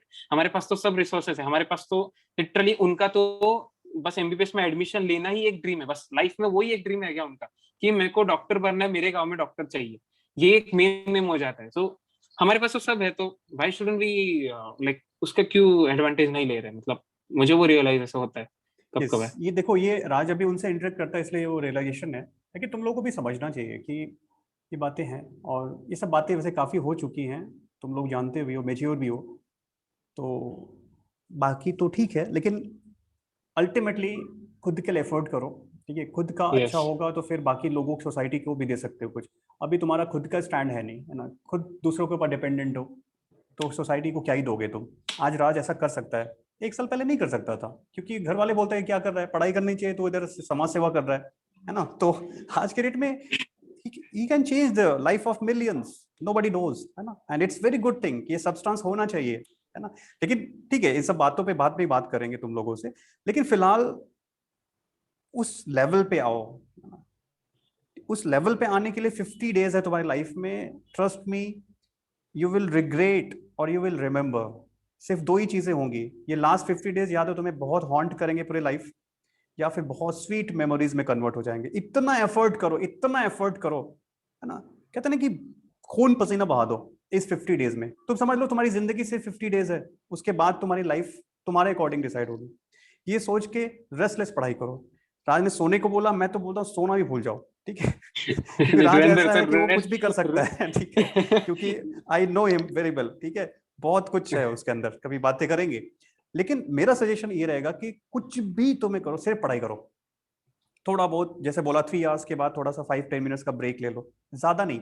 किसी फ्रेंड से बातें कर रहे हैं, डिस्कशन स्टार्ट हो गया, 1 घंटे तक बातें ही कर रहे हैं। नहीं उतना नहीं, राज ने बोला है कि हाँ। भाई 3 घंटे के बाद ब्रेक लेना है मम्मी, है ना, तो 2 घंटे तक ब्रेक ही ले रहे हैं। बहुत सारे लोग ऐसे हैं। और फिर राज ने ऐसा एक चीज बताई बहुत अच्छी, कि दोबारा मोमेंटम गेन करना इज वेरी डिफिकल्ट। एक बार तुमने मोमेंटम रिदम ब्रेक किया तो वापस नहीं आओगे। इसीलिए 5-10-15 मिनट्स के बाद वापस गाने सुनना है, 5-10 मिनट गाने सुन लो, कोई इंस्ट्रूमेंट प्ले करना है, कुछ भी है तुम्हारी जो भी हॉबी है, 5-10-15 मिनट्स के बाद वापस, एंड 12-14 आवर्स का टारगेट बनाओ। और जैसा बताया उसमें तुम पिछले रिवीजन करो, और कुछ जो टॉपिक्स जो हमारे बचे हुए हैं, स्पेशली बायो पे फोकस करो। फिजिक्स पे रिलाई मत करना उतना। जिसका स्ट्रॉन्ग पॉइंट है वो डेफिनेटली स्कोर करने जा रहा है, लेकिन हम पहले सिलेक्शन सिक्योर करें। सिलेक्शन तुम्हारा बायोलॉजी ही कराने वाला है, एंड केमिस्ट्री। फिजिक्स तुम्हारी रैंक इंप्रूव कर देगा, ठीक है। इसलिए फिजिक्स को थोड़ा सा कम टाइम दो, बायोलॉजी में 330 340 जितना तुम्हें लगता है बेस्ट करने की कोशिश करो। और फिजिक्स में टारगेटेड अप्रोच करो, मतलब जो टॉपिक नहीं किया है उसमें जो आने वाला है उतना कर लो ढंग से, बस उतना भी किया तो भी हो जाता है, तो भी हो जाएगा। सुपरफिशियल पढ़ो फिजिक्स, जिसको नहीं आ रही है, जिसको कॉन्फिडेंस नहीं है, मैं कह रहा हूँ हर एक चैप्टर का जो फॉर्मूला बुक बोला था मैंने तुम लोगों से, राज ने भी बना, सबके पास था वो फॉर्मूला बुक से करके, वो सुपरफिशियली पढ़ लो कि यार इस लास्ट ईयर के पेपर देख करके इस चैप्टर से इस टाइप के क्वेश्चंस आते हैं, लास्ट 3 इयर्स में इसी टाइप के क्वेश्चंस आते हैं, बस इसे अदा करना नहीं है, ठीक है। तो चलो, good luck and wish you very bright future for everyone, and we are very thankful to Raj कि वो आया, अपना टाइम दिया, एंड फिर मिलेंगे, है ना। चलो, my pleasure, last word. Thank you for invite. नहीं सर, बस यही बोलना चाहूंगा, एनर्जी लगा दो पूरी, लाइफ टाइम अपॉर्चुनिटी है, लाओ भाई, रैंक लाओ, कुछ